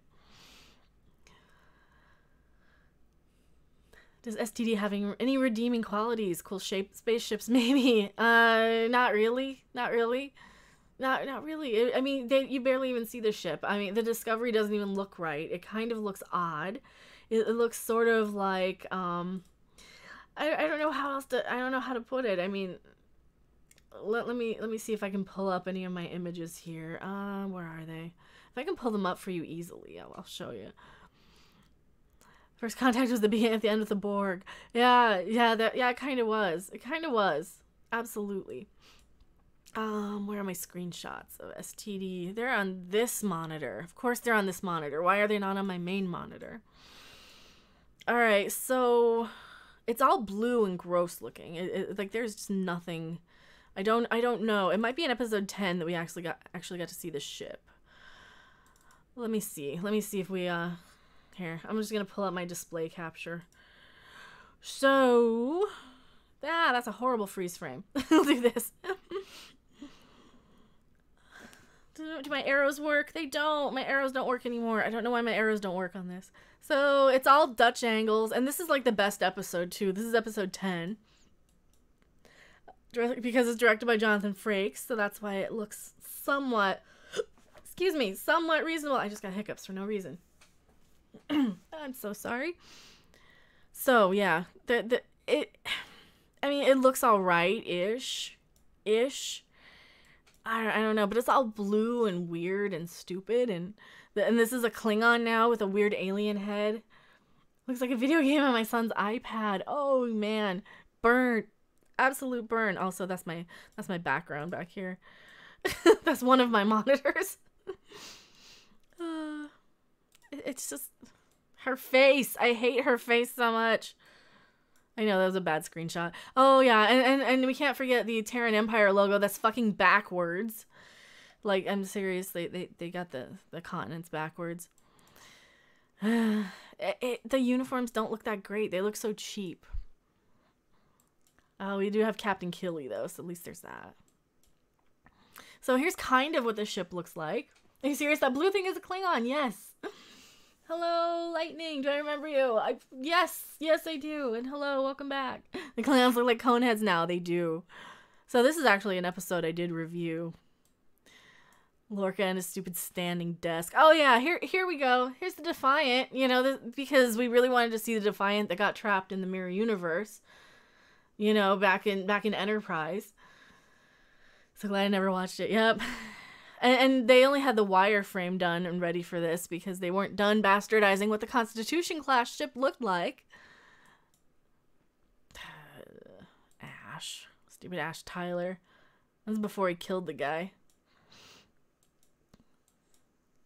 There he is. He got killed. Okay, so here you can kind of see one of the ships. Is this the Shenzhou? That might not be the Shenzhou. I don't remember what ship that was from episode 10. The copy Wyclef John disco song from Valerian. Catan Aykroyd involved. Nerd fan moment. I like a series of them using Probert's proto-ambassador starship design. Just call it ambassador or refit or something. They could. Love the wallpaper of the Universal Monsters. Well, I've got the other monsters on the other monitor. If I could pull that one up. Their transporter looks stupid, you know, because, oh, and they also site-to-site transport all the fucking time for no reason. Just for no reason, because they can. Just because they can. Stupid Michael Burnham fighting this asshole. Michael Burnham on the ship. So this is like what we see of the ships. I think that oh god. Yeah, and I did nothing to this shot. The show just looks like this. Just giant blue streak right across your screen so you can't see anything. Oh lord, it's bad. It's bad. Don't watch it. It's bad. Yes, watch my wallpapers. My wallpapers are better. Dude, let me see if I can get my other display captured in here. This one? No, that's the wrong one. Other monitor. There we go. So here's this monitor. There's my other monitor with all my crap on it. All my screenshots and junk. Oh, and I have played Star Trek Adversaries like once. So this one you've got like Freddy and Jason and all the current monsters. This is my other background. Yeah, I have dual monitors because I'm dumb and I need two. It's so hard to see anything on just one though. Lens flares. What's the blue streak supposed to be? I don't know, but they got the color of shit wrong. It's supposed to be brown. So going to write my next video. Good night. Well, thank you so much for the $2 super chat Anti-Trekker. Also subscribe to Anti-Trekker. He's an awesome friend of the community. And I do hang out on his streams from time to time. Sometimes I just lurk. Sometimes I don't chat, but I do try and watch when I can. And subscribe to Anti-Trekker. Hello, StarCrafty's channel. Thanks for showing me the Midnight's Edge video about Star Trek. It really opened my eyes on a lot of stuff. Awesome. Yeah, there's a great Midnight's Edge video on the main channel with Andre doing the narration. Scary Andre. No, he's probably cool. I haven't gotten to talk to Andre, but yeah, he seems very intimidating. He seems like somebody you don't want to piss off. Is Anti-Trekker is the name of his channel? Yeah, just click the icon in chat here. He's another awesome YouTuber in the community. I'm gonna scroll back and see. Are they playing dress up in Gwalwold uniforms? Well, funny you should say that. Some of the Gwalwold looking, dude. Some of the ships look so Gwalwold looking, or some of the set designs, like the Klingon ship looks like it could be a Gwalwold mothership. So where are my screenshots? Do I have any? Oh, it's probably in episode 10. No, it's probably in episode 9, because episode 9. Holy crap. Let me see if I can pull it up here. Their ship really looks like something out of Stargate. And episode 9 is like the one that really broke my brain, like just beyond repair. Because of the Klingons and because of the sonar and space crap, and I completely broke my picture player. What is it? Windows movie. That's not movie. Windows picture player. Hello, Stephanie B. How's it going? I'm trying to find a good picture of the Klingons' ship, and I cannot find it. Well, I find their lens flare chubbies all the time. I forgot I called them that. But yeah, like there's just gold everywhere, Dutch angles up the ass, and yeah, there's bad stuff. It's just a very bad looking show, and it all kind of looks like Stargate, you know? It kind of all looks like only not good. Like it looks like Stargate but not good. So I gotta put it back on the right monitor for you guys. So yeah, like this right here. How am I in biggin there? We're getting biggin. This is the bridge of the Klingon ship. It kind of just looks gold all over the place. Like this is the Klingon ship. Well, she's being transported. My mom's a big Star Trek fan since TOS. I'm really hoping she hasn't seen the show. It looks worse from what I've seen from the trailers. If only the Dutch hadn't invented the Dutch angles. Oh, yuck, Mikey Spock. Stupid Ash. Oh, God, I hate that so much. Oh, we're just in my regular pictures now. I don't want to give you guys my regular pictures. But yeah, I mean, none of the show. He's got the big giant thing on his face. You can feel a lack of care in the writing. Absolutely. Cute gold by Spandau Ballet. Or Spandau Ballet. Looks like inside of the steampunk clock. It kind of does. I mean, it's kind of cool looking. It's not Klingon. It's not Klingon at all. God damn it. This is their stupid ship. Okay, so here's their ship. So this piece, this is like the head of the ship, right? It got snapped off, and I kid you not, it looks like they duct taped it back together at the neck. Why does she have a wig on, Mikey Sasha? Does she? So Stephanie B pointed out that Michael Burnham, the character of Michael Burnham, looks like she has a bad wig, and I can't really comment on like more ethnic hairstyles because as you can see, I have Native American hair. I have very long, very thick, very Native American hair, and I didn't realize that Sonequa had a wig on. Oh yeah, there's also the Klingons that look like Wraith because they can't have anything original. The Klingon ships are an embarrassment. They kind of are. Here's your lens flare chubby. Because you can kind of see the Discovery in the background a little bit. Yeah, she kind of looks like she has a wig. I don't know. Maybe that's her real hair. Yeah, just grabbing random screenshots from this. Nothing looks good. Okay, here she is. Here she is. She looks like a damn hipster. I didn't realize that this was a wig, but maybe because it's short, I just kind of assumed it was her hair. Klingon duct tape. TM. I have a native European Canadian bald spot myself. Well, yeah, I don't like to comment on hair types that I don't really know, so I didn't realize that this might be a wig, but I mean, I guess it might be a wig. It might be a bad wig. Yeah, I don't know why she looks like that. She just does. She just looks like that. They explain how Mike Spock has Vulcan ability while being human. Well, they did. They did. She has Sarek's soul inside of her head. She has his Katra, as it were. See, this Vulcan looks cool. He's neat.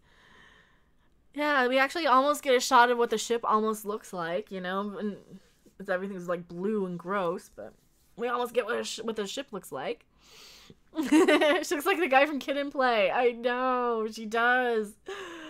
Oh, Lord. I don't know, her hair looks okay. It's just all character stuff that's bad. Yeah, that's why I don't want to comment. But Stephanie B pointed out that she looks like she has a wig. So,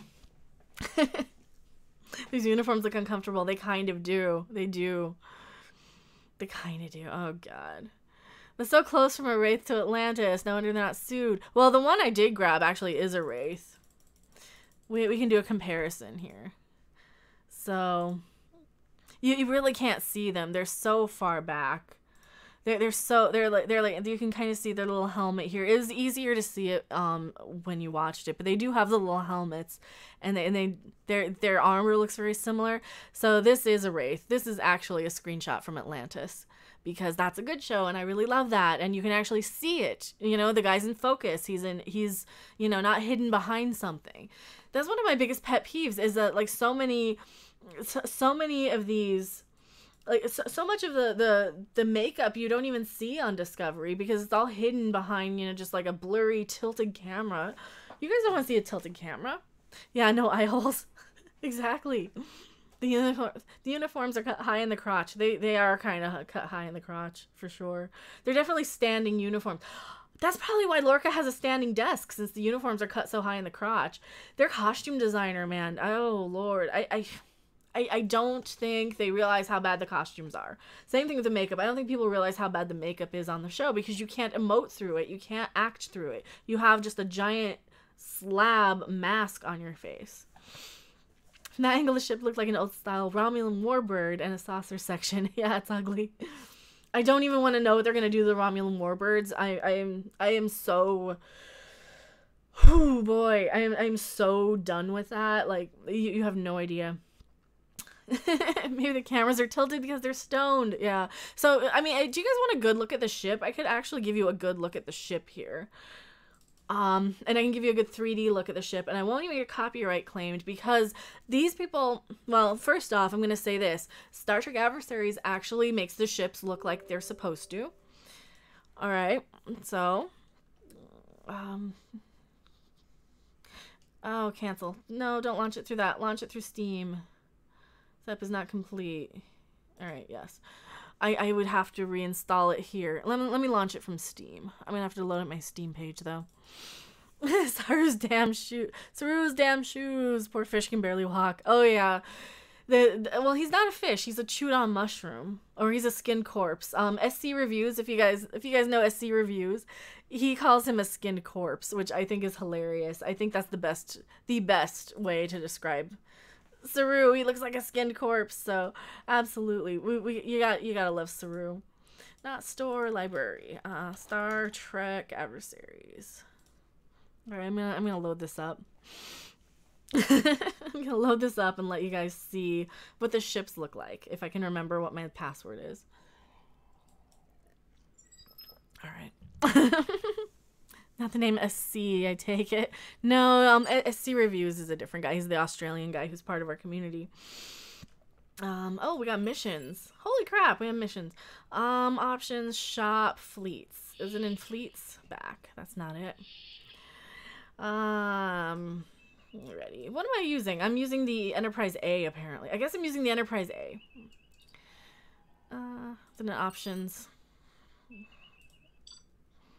I don't know where it is. I'm trying to find it. You're hearing all the bleeps and bloops. Missions, fleets. Is it in fleets? No. I don't know where it is. Oh, I guess I'm in ready.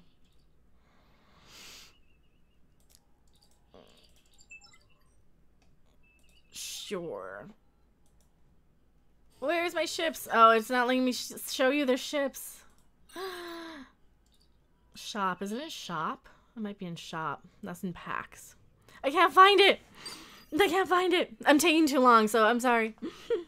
You have a community. Do I? Do I have a community? No, I think we all have a community. I need to bring you guys over here so I can see you. I can't find it. I can't find where all the ships are. Oh, wait. There they are. Federation. Klingon. Here we go. Can I bring it up here?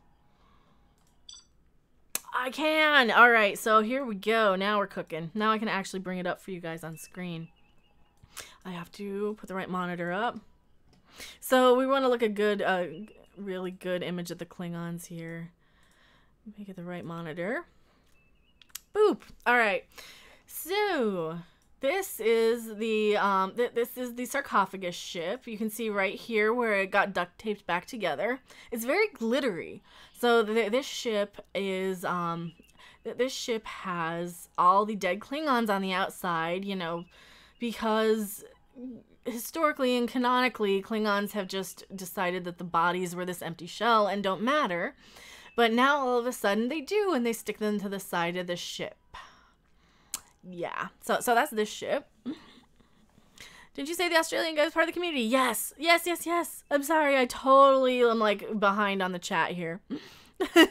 NPR Review says the Meg was so serious. I don't think the Meg was serious. I thought the Meg was fun. Wooch. Okay, so there's that ship. Now this ship, you know, I always put it like this because so this is their other Klingon new ship. right? This is their other Klingon ship. This is what a bird of prey looks like on Discovery. It looks like a dead, glittery bird skeleton. It looks less glittery now than it used to.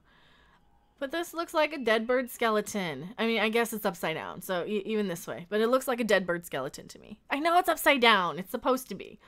This is my video game, so I can hold it upside down if it looks like a dead bird.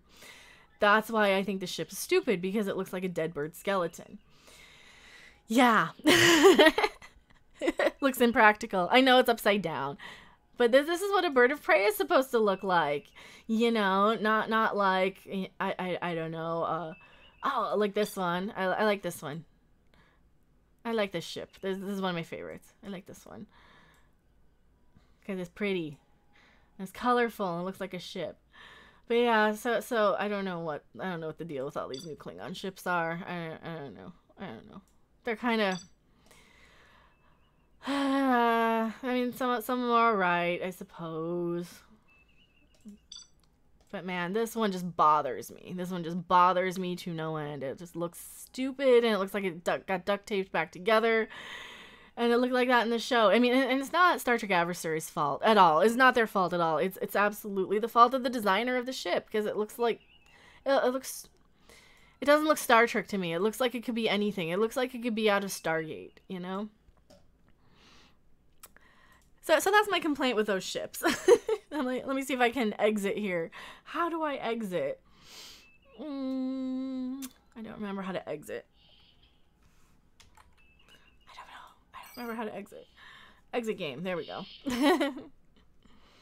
So yeah, that's why I have a problem with some of those ships. It only took like 100,000 years to get it brought up, but I went to the fridge to get a Klondike bar. Oh, Klondike bars are good.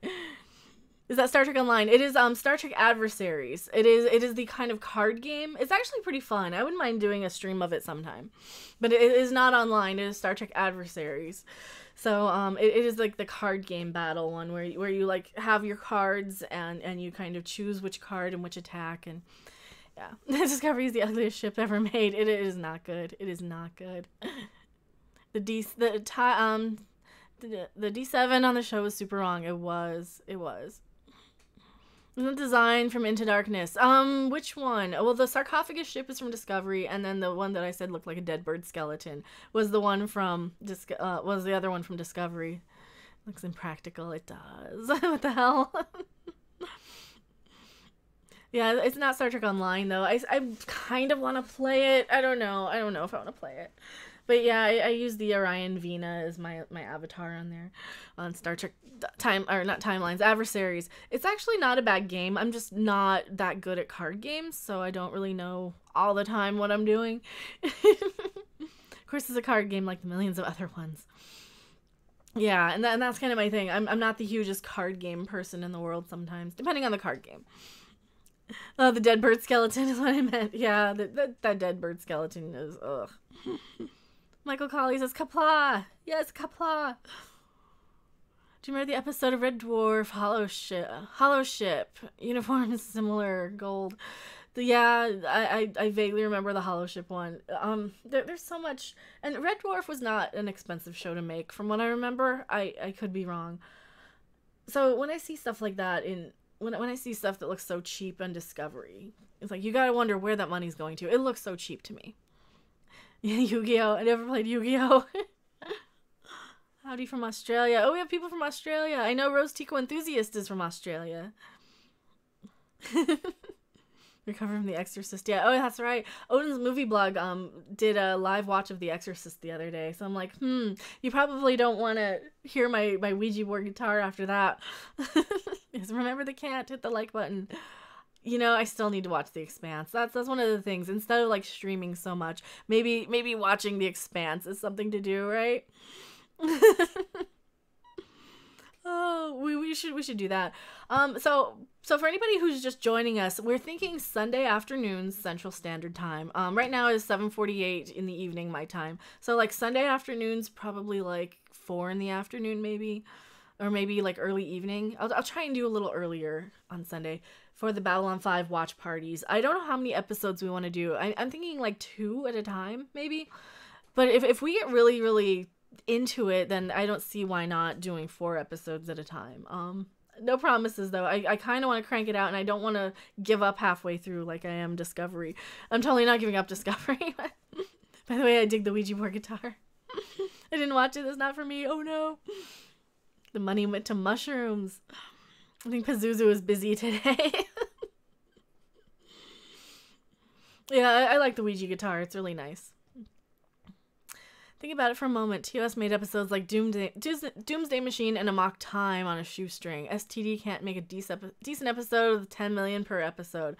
Yeah, that's that. It's all in the writing. I mean, I will find the most entertaining, no-budget things ever. You don't need a huge amount. You don't need a huge production to just have something that people watch. We have 43 people right now, and I just have a camera pointed in my face, you know? That you can do so much with so little of a budget, as long as you're entertaining and as long as you pour some creativity into it, and as long as you do something interesting. Is your guitar a Martin? Yeah, that's a Martin. That is a Martin. It's a low-end Martin, but it is a Martin. TOS has giants writing their episodes. That is true. I mean, TOS had like Harlan Ellison and DC Fontana, you know, they had real writers, and Discovery has Gilmore Girl writers, and so many of these modern like CW writers and you know those types of they don't really feel like writers to me. They just feel like some asshole who has a college degree who showed up with the right resume at the right time and said the same thing or the right thing to get hired, or was related to the right person to get hired, and that really is so frustrating, you know. Maybe we should do some sort of Kickstarter and give Doomcock a TV show that he can head up and write. It won't be Star Trek, but it'd be something, well, it'd probably be something like the Orville. Only it'd have like a lot more sex and violence, probably. Well, probably more sex. I can see Doomcock having something with like, and here's the brothel that's standard on the ship at all times. Yeah. Just look at what Vic did with very little money on Star Trek Continues. 1 million times better than STD. Yeah, Star Trek Continues is canon, in my opinion. Absolutely. Obviously, it all starts with the writing. Mm-hmm. Phase 2 as well. Oh, yeah, Phase 2. From the couple episodes I saw of Phase 2 were actually really good. I didn't mind that at all. Doomcock and Friends. Well, he already has it with all of his little Harvey and Harriet and Johnny Walker. Johnny Walker came off of his commentaries. I think that'd be cool having Doomcock write a show. Well, he kind of already does with his channel, you know. If you guys want him to do that full time, absolutely. I have to shill for Doomcock for a bit. He has a Patreon. I also have a Patreon. I do a little less than he does. I also charge you guys a little less for Patreon. I do have a Patreon. It is Random Game User 42. It's in the description here. And for like $1 a month, you get early access to videos. I am putting the STD video up on early access once it's finished for episode 11, and I am putting up my next office tour part for Patreon early access as well. I've got exclusive bloopers that you don't see. There's a really cool one where you can hear basically the gods telling me not to do the video. So, yes, hail Doomcock! Absolutely.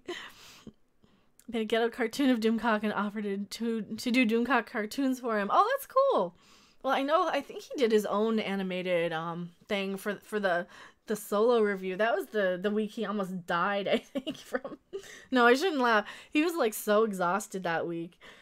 He did like the animated solo the pre-solo trailer breakdown. I'm kind of sad that not more people watched it. It was hilarious though, because he did all the voices and he did the animations, and yeah, it was pretty cool. It's only been a few months. I bet Doomcock's universe will expand even more as the year passes.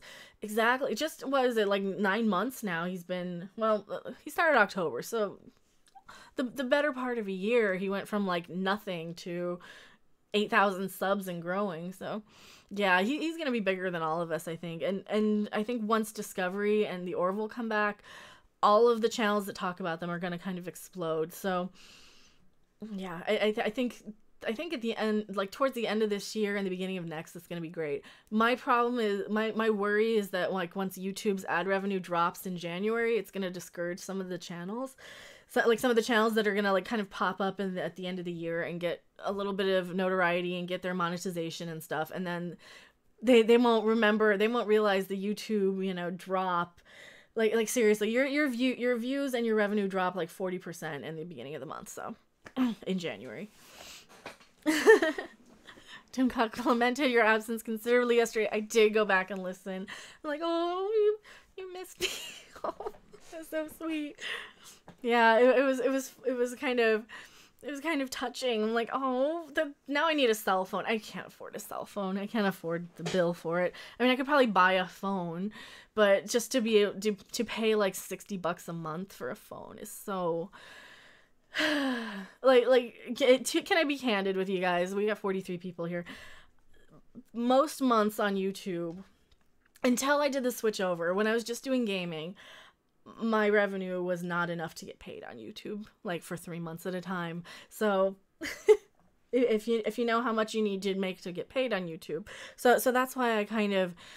That's why I like shy away from like regular reoccurring expenses, and that's why I shy away from like, you know, just any of that type of stuff, because I know that YouTube's revenue drops in January, and I know it drops down to barely getting paid every month or every 3 months, and it's crazy. It's absolutely.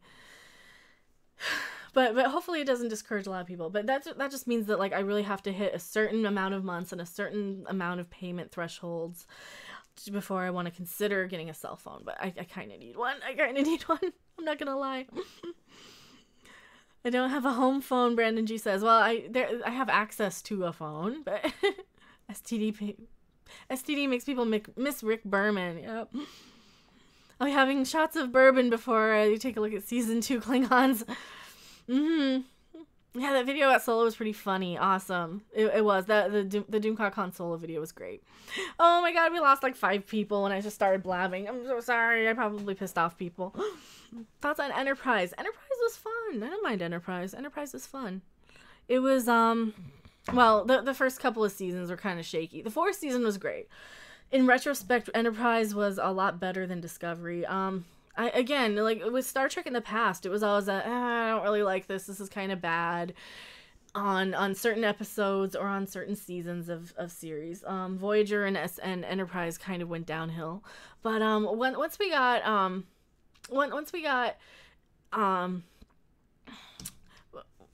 to season 4 of Enterprise, it really kicked up because they started giving us the storylines that we thought we were getting. But there was a couple of seasons that were kind of a slog.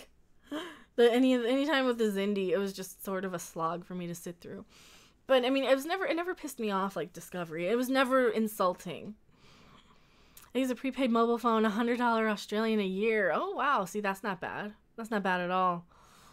But you know, that's a lot of money to dedicate for a phone that I'm gonna use twice.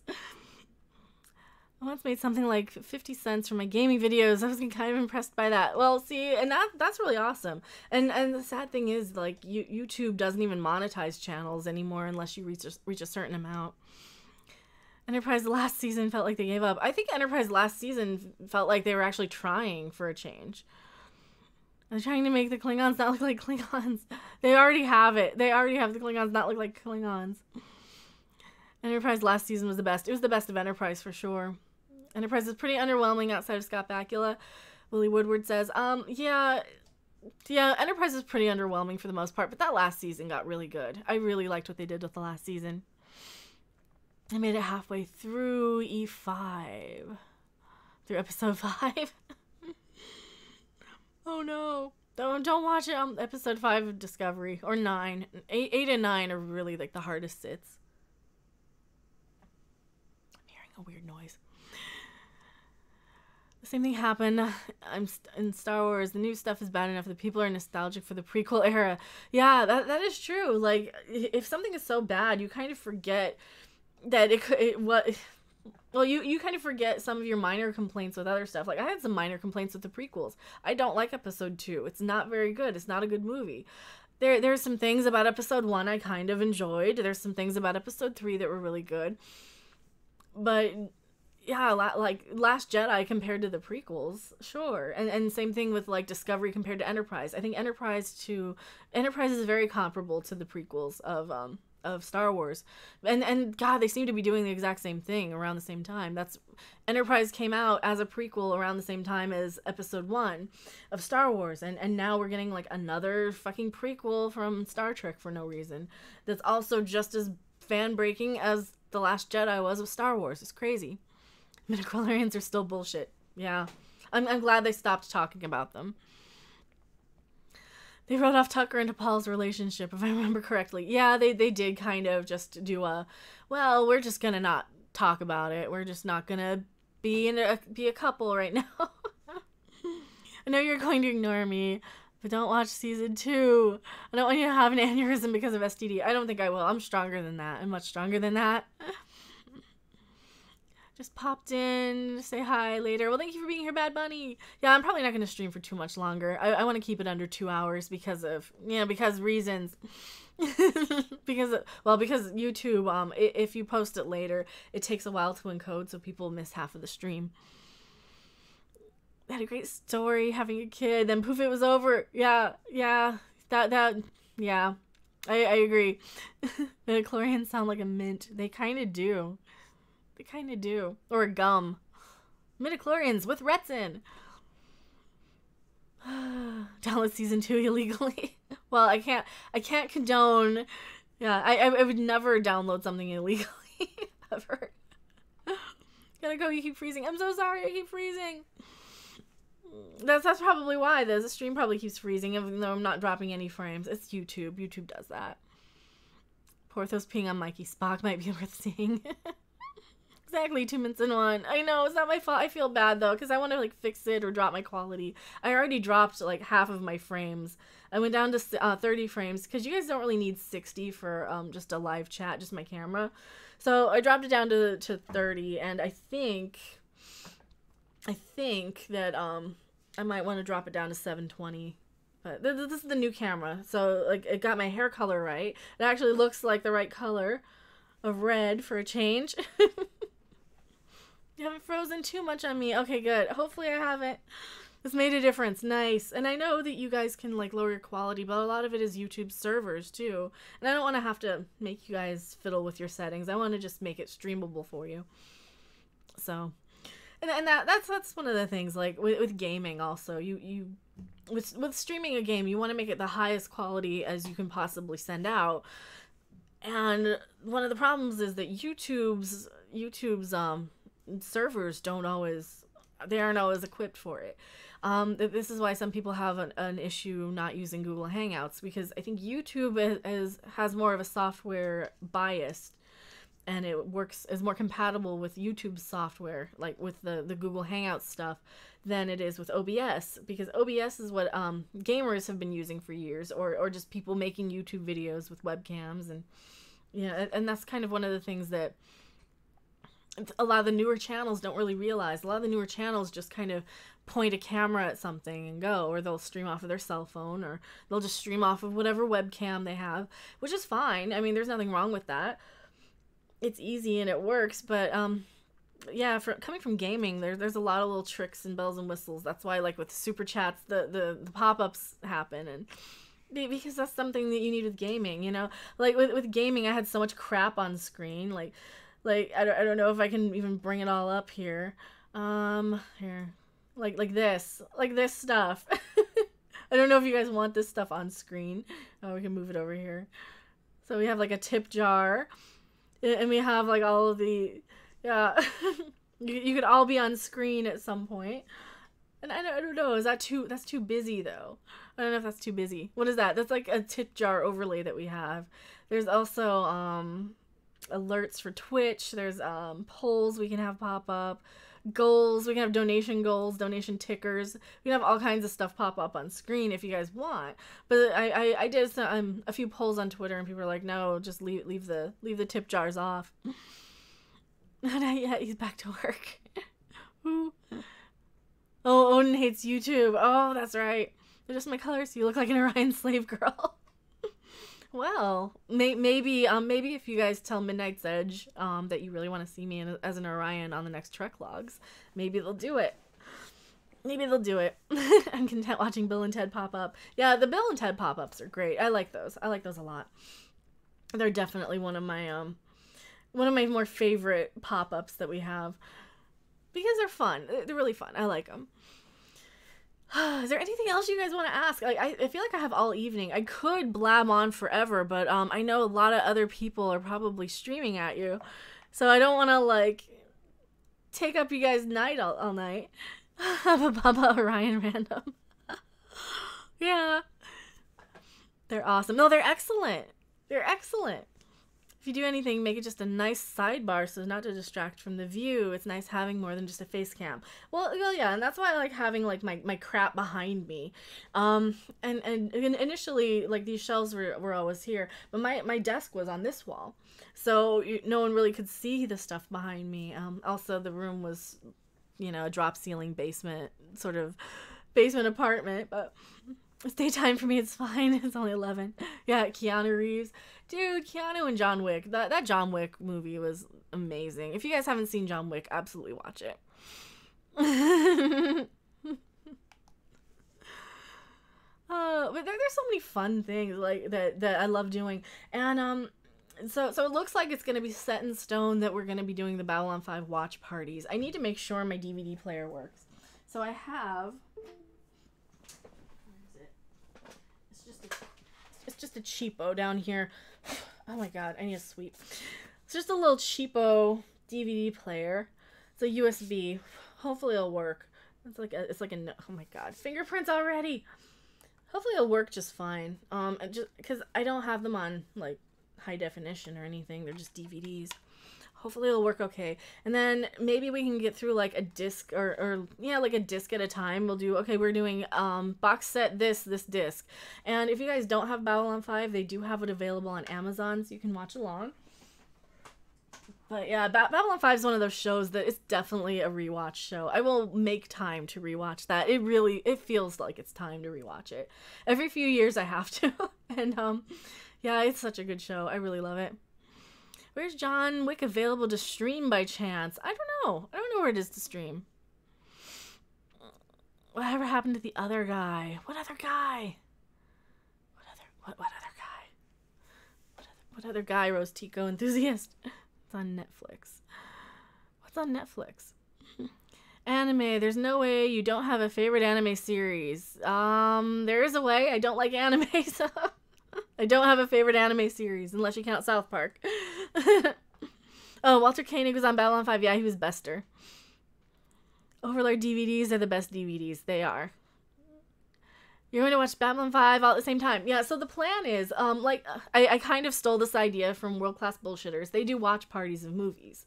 And what they do is they put up like a counter on screens so people can sync up and know where they are. But they just kind of talk over the movie and they just kind of hang out and talk about what they're watching. So I was thinking we could do that easily. I could have the camera on my face so you can see my reactions. I might be able to put the subtitles on screen. No promises, but I'm going to see if there's a way to do it without getting copyrighted. Because, I mean, the whole image won't be up, so the bots won't detect anything from the show. But, yeah, I think it'd be fun. So then we can kind of, it's kind of like a cross between a reaction video and a watch party sort of hangout video. And it'll be like Sunday afternoon, so a lot of people can watch from all kinds. Star Trek the Animated Series, I don't remember much of it. I've seen it once, maybe straight through. Did the B5 FX hold up for you? I haven't seen it in ages. They did 4 years ago. I mean, they look a little dated, but they're fine on the DVDs. Space Battleship Yamato, if you love space opera. Yeah, but I hate anime. The other guy from Bill and Ted, Alex Winter. Alex Winter was in The Lost Boys. That's the other guy from Bill and Ted. Heathen. You call me a heathen because I don't like anime. I'm sorry. He's a great villain on B5. Better than Chekhov. Yeah, absolutely. Sympathetic, yet a bit monstrous, but clearly knew what he was doing. Well, I mean, they gave some good reasons why Bester was such an asshole. And man, I loved every minute he was on screen. I loved Bester as being kind of an asshole character. But I loved their interpretation of like what happens to a telepath once they watch too many people die and are in their heads while they die, and that's why Bester kind of, just a little of him kind of went with that stuff. Oh, I love that type of writing. There's The Lost Boys. The other guy from Bill and Ted, I've never seen him in anything else. Yeah, he was in The Lost Boys. He had a thing with Liquid Television. He's been in a few things here and there. Would you ever consider watching a horror flick? I love horror. I don't like new horror. I love slasher movies. Come on, I got Freddy and Jason on my wall. I love horror. What's he doing these days? Alex Winter, I think he does. I think he like is behind the scenes maybe. I think he still acts. I don't know. I don't really follow his career so much, but I know he's still out there. I know he still works. Any interest in the Star Wars EU? Maybe. I've got a site or a channel I subscribe to that has like the audiobooks. So I'm kind of interested in listening to the Darth Plagueis book because that kind of seemed interesting, but just that entire thing Bester pulled with Garibaldi. Oh man. How many seasons are there of B5? I didn't get the chance to watch a lot of sci-fi when I was a kid. There are 5 seasons of Babylon 5. You could probably skip the last season if you really wanted to, but I don't recommend it because there are some good things in the last season as well. There's some actually really good stuff in the last season. It's still they kind of rushed the overarching story to end at the end of the 4th season, but there's still some pretty good stuff at the end of the 5th, and yeah, it was pretty good. There are 4 good seasons. Well, the 5th season isn't bad though. It's not bad at all. It's just not as good as seasons 1 through 4. He's in Death Wish 3. Alex Winter is in Death Wish 3. Wow. Plagueis is a good read. It can suck if you're dyslexic. That's why I wanted to listen to the audiobook. I also don't have a lot of time to sit there and read a book. There are a lot of really good websites for B5 that list all the references to Lord of the Rings and myths, etc. Well, there's so many good ones. They did like Arthurian mythology, and they did the Jack the Ripper stuff, which I have such a soft spot for. Victorian London, spooky, Whitechapel-y. Yeah. Oh, that is one of my wheelhouses. That whole era. Still, like, we never got a good B5 finale episode. Really? Sleeping in Light didn't do it for you? I will be crying like a bitch during Sleeping in Light. I will be crying my eyes out. Yeah. Yeah. I'm sorry. Like, Sleeping in Light was like such a perfect ending. And you know, there was movies too. What was the movie that kind of wrapped things up as well? The I can't think of the name of the movie, but there was one of the movies really wrapped things up too. Now I gotta look it up. Babylon 5 movies. Babylon 5 movies.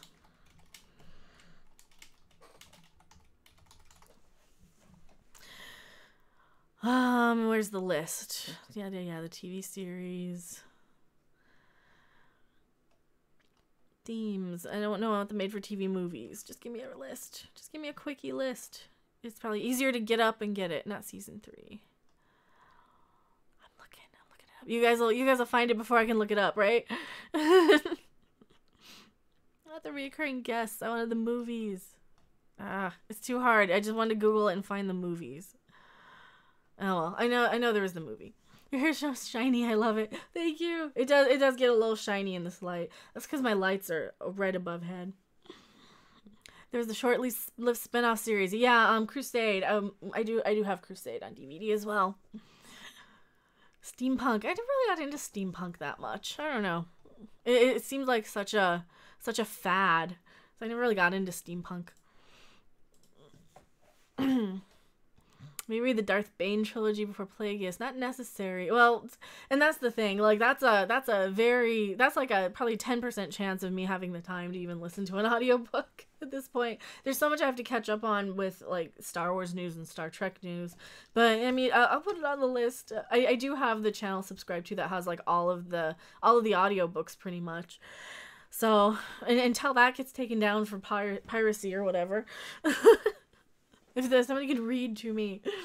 No, and that's the thing. Like, if I'm watching 3 or 4 hours of live streams a day and streaming for 2 hours and hanging, making videos and, between that and like sleep and food and chores and every other thing.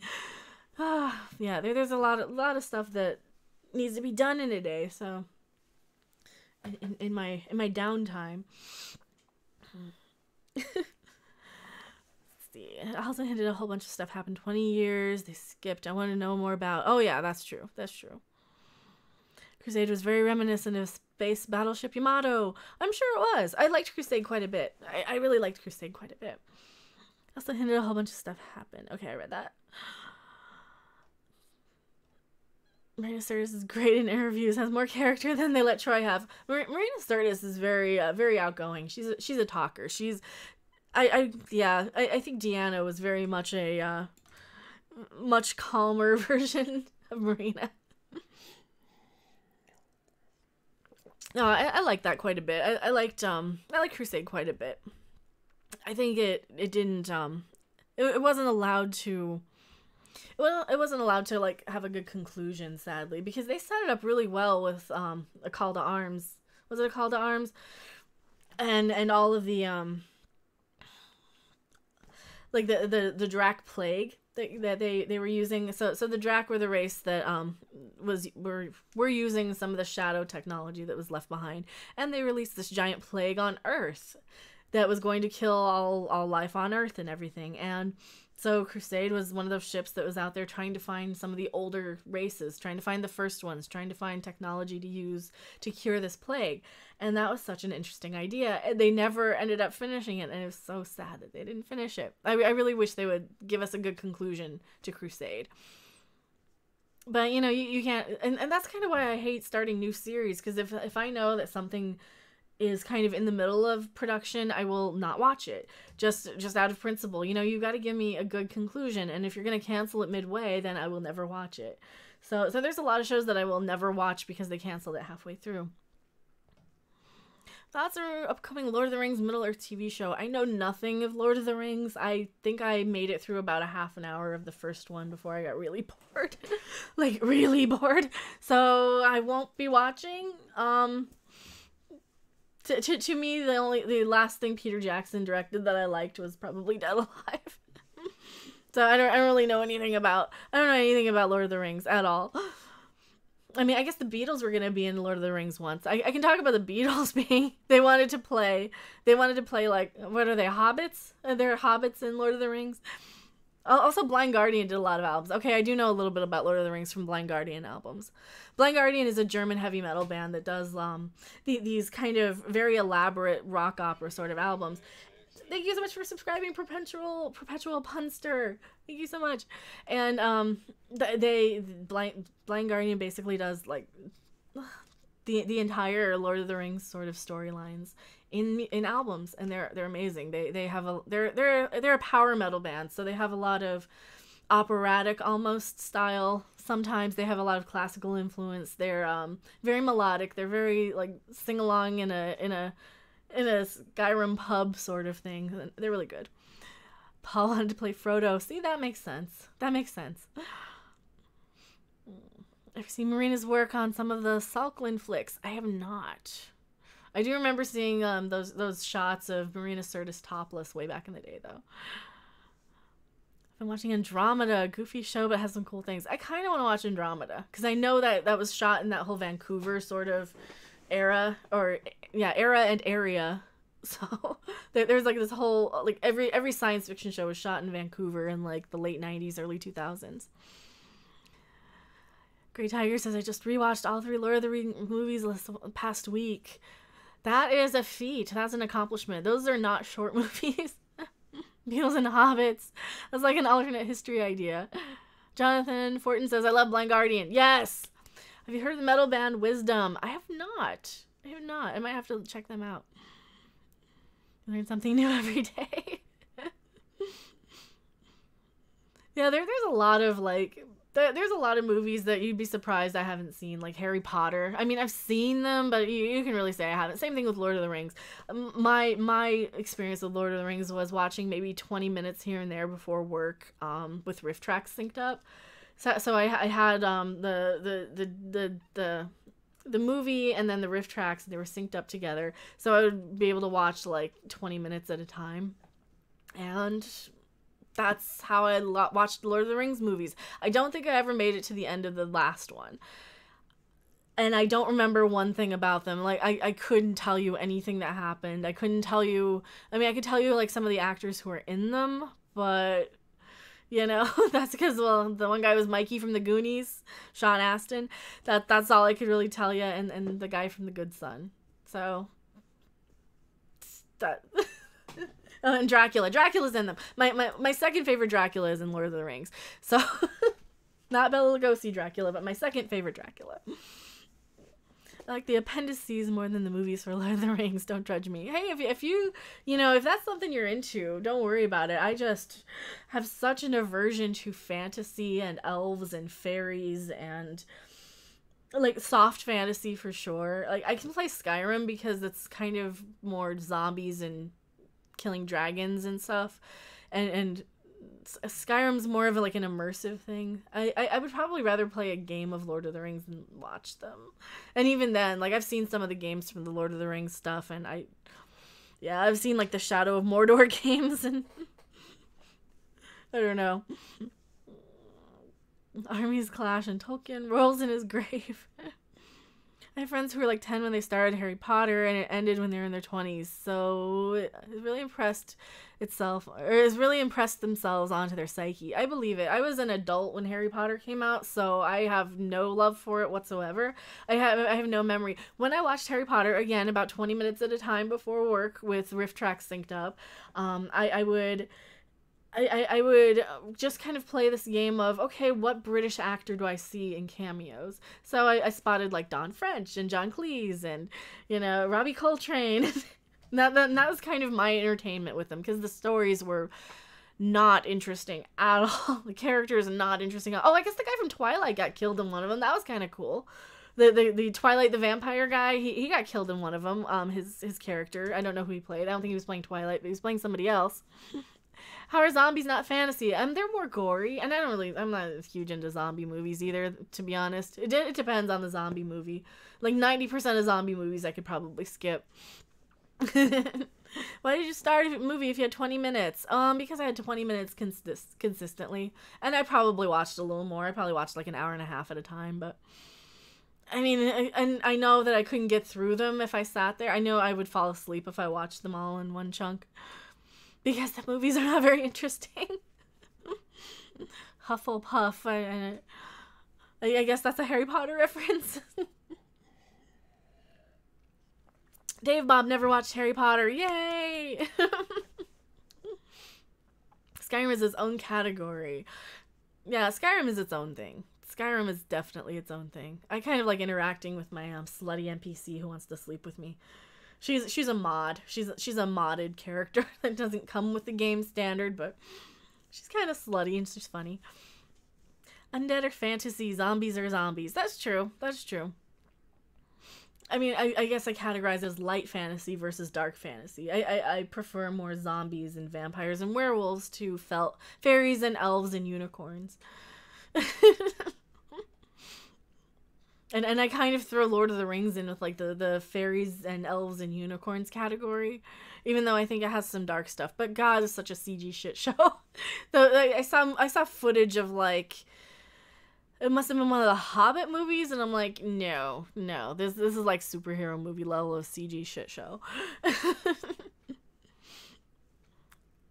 Watching the Lord of the Rings movies, any one of them requires your full attention. I know. And it's so boring, too, to sit through. They're such a slog. And I know you guys probably like them. I know a lot of people really like them, and that's fine. There's nothing wrong with liking the Lord of the Rings movies. There's plenty of movies I love that nobody would sit through a million times.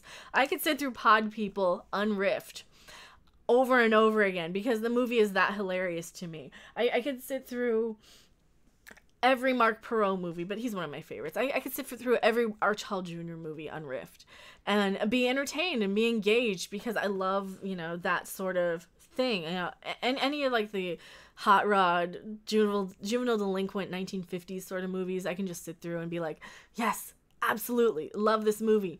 And they're garbage, and I know they're garbage. They have no production value. The actors can't act. The plots are shit. But they cost maybe $50 to make. They're people who probably never got paid in the movie because they're public domain. I can forgive them. If I'm bored out of my mind with $100 million plus movie, all I'm saying is, I don't want to be looking at a cartoon that I'm bored with. So. And I'm probably losing all my viewers. Zombies are cool. Cedric Diggory. I don't know what that means. Metropolis. Actually, I didn't really like Metropolis that much. I know there's like different versions of Metropolis, or I can't remember watching it if I did watch it. Fairies, elves, and unicorns are way more interesting than old, unsanitized versions. Taste is subjective is what you're saying. Yeah. Exactly. And I don't want to like rip on anybody for liking them. I don't want to seem like you're wrong for liking them. I know that they're very good movies. I know like the Lord of the Rings trilogy, like the 3 good movies are, you know, probably some of the most beloved and amazing movies out there. I just find them to be very boring. You know, I don't even want to tell you like my thoughts on Deadpool now because I've already probably alienated everybody with Lord of the Rings. Here, how about this? I watched The Meg yesterday, and I really enjoyed that. That is basically a killer shark sort of slasher movie, which kind of killer shark movies are kind of slasher movies. Basically, here's our characters. Some of them live, some of them die. Have fun. Yes, I love that. So The Meg was amazing. If you guys like Jaws and The Abyss, or Hunt for Red October sort of movies, or, you know, any of those submarine, it's like a submarine sort of movie. It's got all the characters, it's got the tropes, you know, you've got like, you know, the one guy who can go save all the people trapped in a sub sort of story, and then you've got like the giant killer shark, and it was actually really fun. I really enjoyed it. It was good. 41 likes to 35 watching. Oh, that is awesome. Thank you guys so much for hitting the thumbs up, too. Martin Dawson, love me some B-movies. I do, too. What's girly about A Rebel Without a Cause? I don't know. I've never seen it. Ever seen an old flicks called Gargoyles? I have not. I remember the Gargoyles cartoon that I never watched, but I don't think I've seen the movie. I always respected that people have different tastes, other than people who like STD. Well, yeah, if you like STD, then there's gotta be something wrong with you. I mean, if you like it because it's cringe and terrible, then yeah, there you go. If you want to watch it because it's cringe and terrible, then I can respect that at least. But most people who like it don't even acknowledge that it's cringe and terrible. They don't say, yeah, I like it because it's shit. You know, there's plenty of stuff I like that's garbage. You know, I will sit there and watch Nightmare Sisters any time of day before I would watch Deadpool, because it's a more entertaining movie to me. And I'm sorry, it just is. You know, taste is so subjective. Can't stand slasher, zombie movies, or horror in general, so have that for controversial. No worries, Bleentron. Mahavi's, oi, what have I missed? I've just been blabbing. It's like I've been going like way longer than I planned to as well, so if anybody else is streaming, I super apologize. Oh, look, everybody is. Comic Artist Pro Secrets is live talking about Mundane Matt. World Class is talking about James Bond. Oh, that's cool. That is cool. Alright, so there's a couple of people live right now. I guess Geeks and Gamers is live too. So everybody's live. We have like 34 people here, and you guys are hanging out with me, and I really, really appreciate that, you guys. Lord of the Rings movies are good, but campy. I didn't know that. It's a 70s flick. Okay, Gargoyles is a 70s flick. I'll never play the ES online, but I've been a fan of ES since Oblivion. Oh, that's not to me. Barbarella watch along. I could do Barbarella, maybe. Or Galaxina. We could probably do Galaxina. I could probably broadcast Galaxina, because that's public domain. I could probably actually do that. You know, what type of so what are the laws with public domain movies? Because I know like James Rolfe did a commentary on Night of the Living Dead that he actually put on screen. So if we did watch parties of public domain movies, pretty much every 50 pack I have behind me. Oh my god, my hair's a nightmare today. every 50 pack that's behind me is public domain in some aspect or another. I'm making it worse because I'm tangling it. But yeah, like all these 50 packs, and pretty much everything from like here to here is public domain. So we could probably watch all those. Really like Star Crash, terrible movie. Yes, do it. Elder Scrolls Online. Oh no, no Elder Scrolls Online. Aren't our real news real? Says listening to you while I work. Well, thank you so much for being here, listening while you work. Just making me think of Battle Beyond the Stars. No. Oh, there's so many really awesome movies that like we could do. So it looks like Sunday for the Babylon 5 watch party. I want to make sure my DVD player works. If this one doesn't really work very well, then I do have a backup plan of just bringing in like a chair and setting up my laptop next to me, or I could probably stick my laptop behind me I have a bookshelf like right there, so I could probably stick my laptop there and just watch that. The booby ship with John Boy Walton. Oh no. Did I hear Barb Wired watch along? No, we were talking about Barbarella, and then it went to Galaxina. Because Galaxina is public domain, and I haven't seen it. I've been meaning to see it. I have it on DVD. I have not seen it. It is in a box set. Here's a movie that hasn't stood the test of time that I re-wedded recently. Ice Pirates. Or rewatched. You re-wedded it. I think I like the autocorrect. Re-wedded.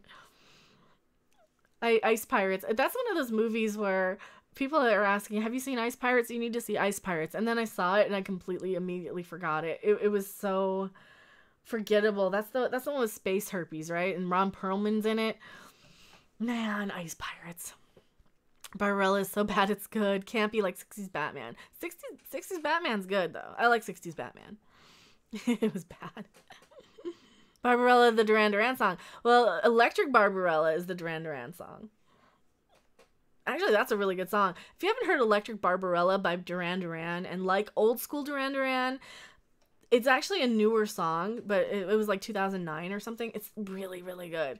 Yeah, that one, Rostico Enthusiast says. Yeah, Electric Barbarella by Duran Duran is probably, it really has a lot of the same feels from Planet Earth.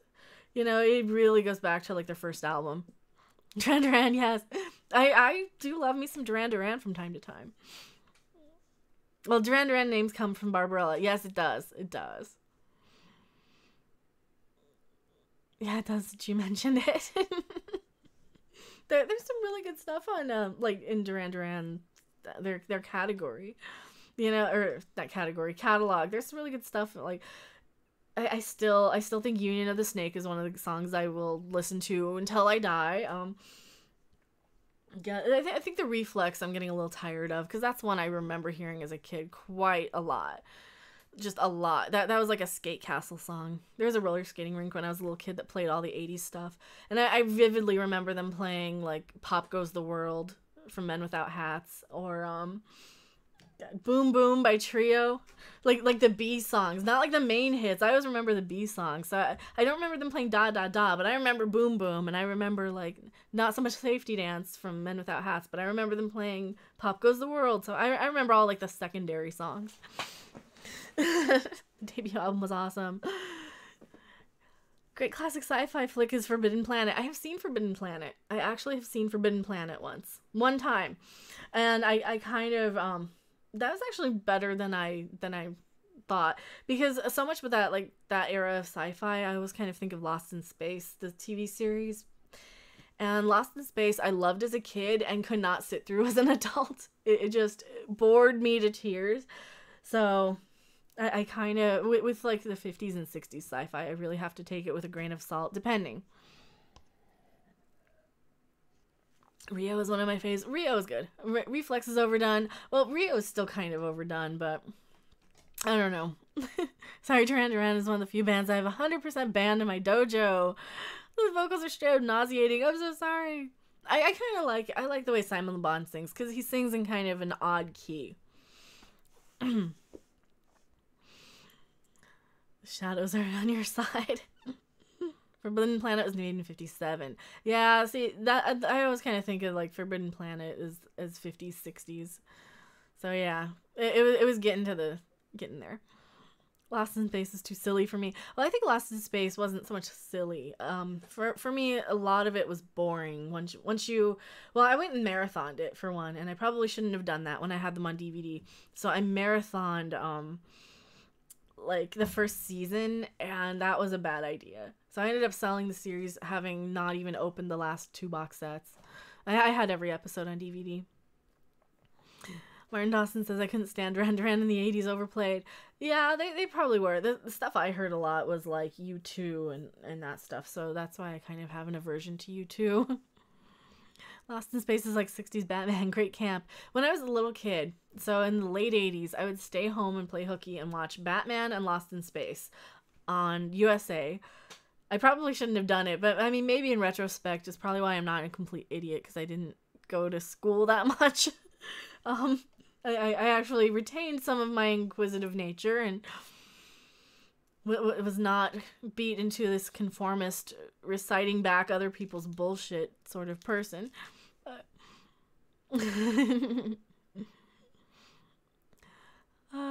gonna light it too. We're gonna light what too? Go Power Rangers. I never watched the Power Rangers. I was like 19 when they came on, I think, or maybe I was in my teens. I never got into Power Rangers.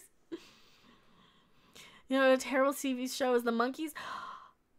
Sacrilege. I love The Monkees. The Monkees was such a good show. I did watch it as a kid, and I watched it again as an adult. And yeah, I mean, I still like a lot of the Monkees songs too.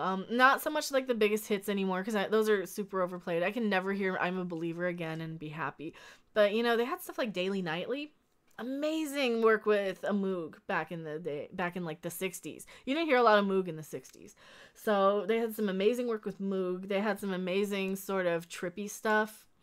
Like, Can You Dig It? Watch Head. Listen to the soundtrack from Head. That's better. Porpoise Song, Can You Dig It? Daily Nightly, which was on Pisces, Aquarius, Capricorn and Jones. And you wanna actually just start with that album. Skip the first two. I know it's hard. You can skip the Monkees, you can skip Headquarters, go right into Pisces, and that's like where the Monkees start being okay up until members start leaving. Yes, I'm kind of a Monkees fan. The Porpoise Song is awesome. Yes, Porpoise Song is great. Well, the longer version, because you need the longer version because it flows better. Time Tunnel was better. I do kind of remember Time Tunnel. I didn't mind the Monkees TV show. It was a bit like Python. Yeah. Land of the Giants is fun. I wanted Land of the Giants. It was so expensive on DVD. I just couldn't afford it. Far Out Space Nut. Gilligan in Space. I don't think I saw that one. Yeah, Porpoise Song is great. Like, the Porpoise Song, okay, so anything from like their more psychedelic era was good, I think. And even then, they had some funny ones, like Davy Jones singing Daddy's Song from Head. Pretty much anything from Head is good. I know I have the Head soundtrack somewhere. I know I have that because that's the one. That's the one you want. That's kind of the better one. More like Random Music Listener. I know. Well, my first channel was gonna be me talking about music, and that's kind of what I know more about than anything is especially late 60s, Croft Superstar stuff, dude. Like, the Sid and Marty Croft shows were so fun. My favorite though is always gonna be Land of the Lost, like the original, not the remake. The remake was fine, but it just wasn't Land of the Lost.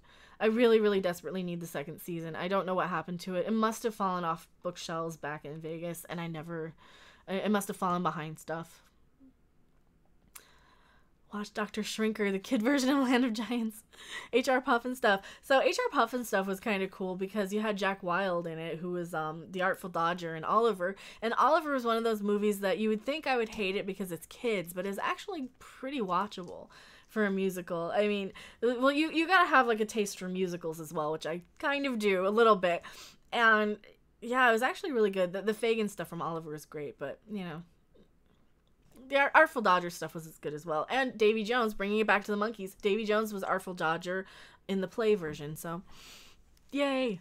Ronan Martin's Laugh-In. I desperately need the Laugh-In box set. I cannot afford it. It's like $250. I mean, I could probably do payments, but I really, really, really want the Laugh-In box set because that's one of my favorite shows of all time. Because it's sketch comedy. It's a lot of it is very much, well, You Can't Do That on Television is a show I grew up with when I was a kid, and it took the blueprint of Laugh-In and turned it into a kid's show.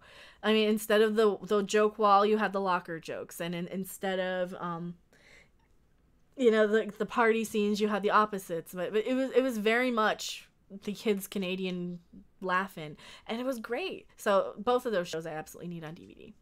You didn't know that about Davy Jones? Yay! There's an episode where Will and Holly run into a guy named Jack.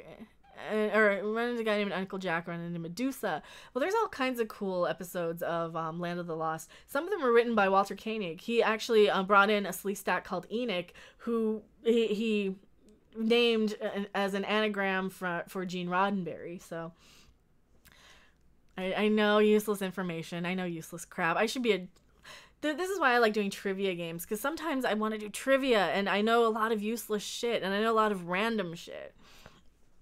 They used the laughing format for Groovy Ghoulies. Dude, Groovy Ghoulies was amazing too. Groovy Ghoulies was like Dracula sort of. I have such a soft spot for like just that sort of haunted house Halloween, just generic Halloween stuff. Bats, vampires, you know, big plastic spiders, big black cats, all that stuff. I have such a soft spot for Halloween stuff. I kind of want to see the Hotel Transylvania 3 movie because I've seen the first two and they're really cute. I have a soft spot for like vampire-y things and like just spooky haunted housey sort of stuff. Saw the Laugh and Joke Wall, a tour of NBC as a kid. Oh, you're so lucky. You are so lucky.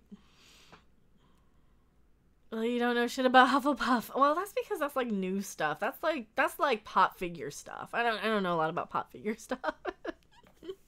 But I know a lot of useless random things. I know like obscure things. I will be that ringer that you pull in when people need to know like you know who is the guitar player for the Doors or something, you know? I'd be like, Robbie Krieger. I know that. Or just obscure things. My username is random. I know, it does.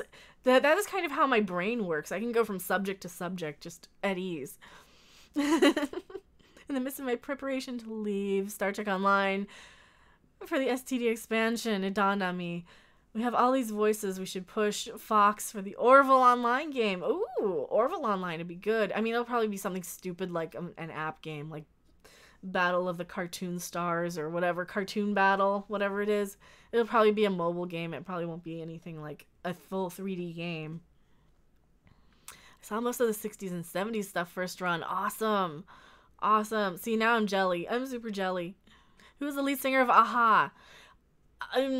I used to know it, actually. I used to know his name. He's, they're from Norway, I believe. It's probably a name I can't even pronounce.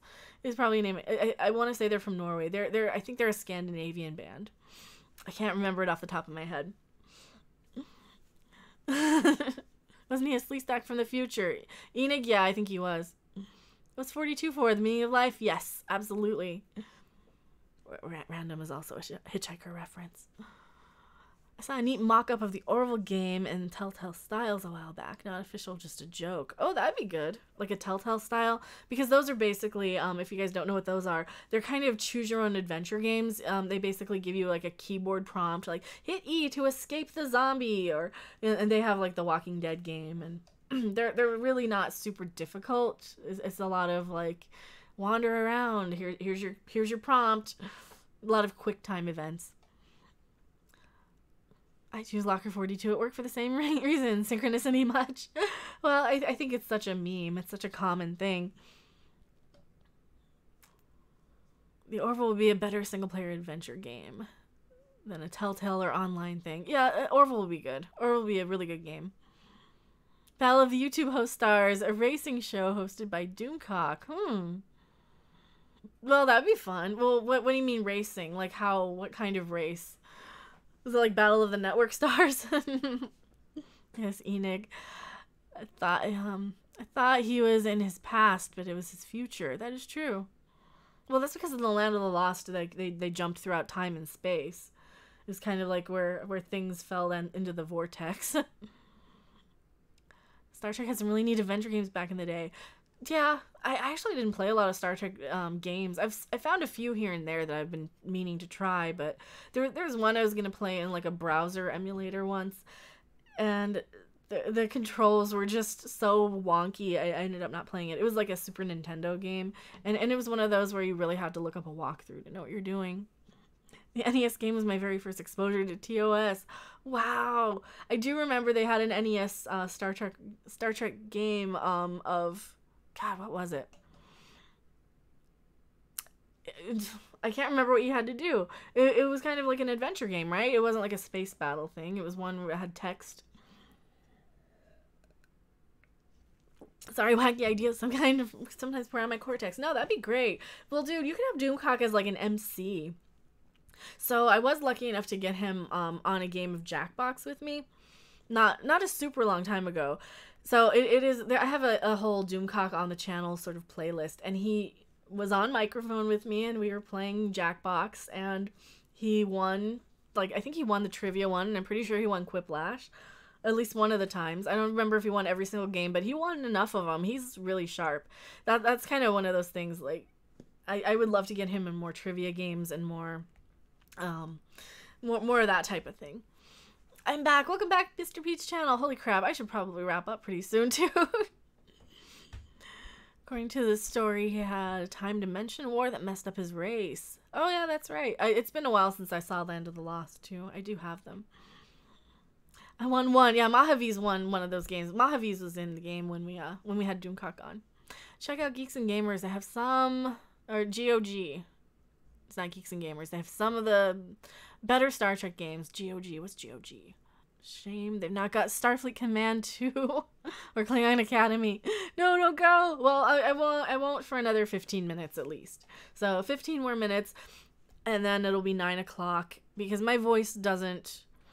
Like if you work in radio, you have like a break to go to commercial, so you can rest your voice for 5 minutes. If you're live like this on a stream, you have to talk constantly for a long time. GOG, Galaxy of Games. It's like Steam, but has slightly more underground and hosts really backlog stuff. Oh, that's cool. That is cool. Hooray and boo-ray. And boo-ray, like Ray the Jedi. Ray the wannabe Jedi. Oh, she's so bad. I don't know why she's so bad. I don't know why Ray has to be so terrible. Like, she's such a lame excuse for a Jedi. She does everything right without any, people like, oh, but she got a little cut on her arm. She's not perfect. Yeah, she got a little cut on her arm. She got captured, but nothing happened to her. She got captured in the most insignificant way possible. She knew how to use the Force despite having not even believed in it the day before. Like, but she automatically knows how to do it. Ray, close your mouth. Here's my Ray impression.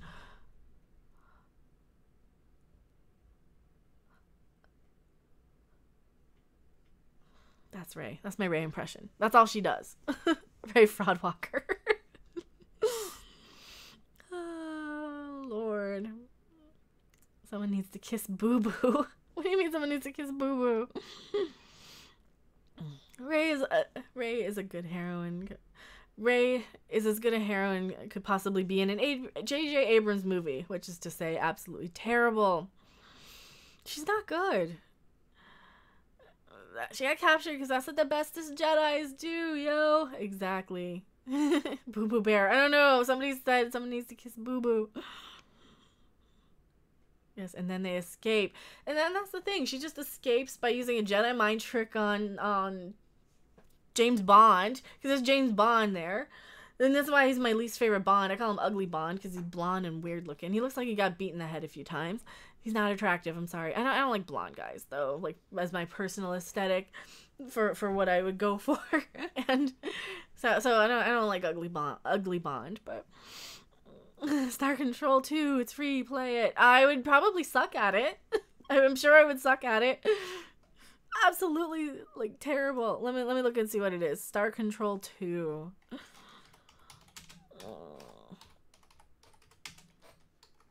Let me look it up. Remember to follow my keyboard. You have a wonderful night. Well, thank you so much, Tina. I'll have 2 shots of bourbon tomorrow and check out those Klingons. Don't watch the Klingons. They're bad. They're so bad. Don't do it. Just don't do it. All right, let me find images. Oh, yeah. Yeah, no. No, not. No. No, this is not a me game. This is absolutely not a game I would play. Let me bring it up on screen. How do you feel? Idris Elba is Bond. I think he's too old. I think he's probably too old to be Bond. I think he's I don't know. I don't think he's sexy enough. I don't think he has the right. I mean, he's such a like an authoritative sort of character. He plays kind of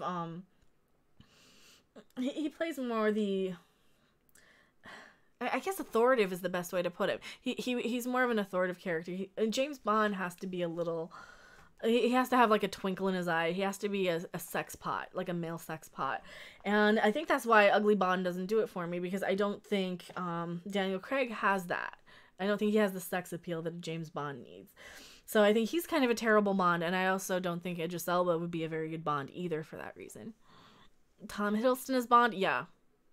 Yeah, absolutely. He'd be a much better Bond. He's also a little on the older side, but he has that sort of twinkle in his eye. The fun was in the alien chats.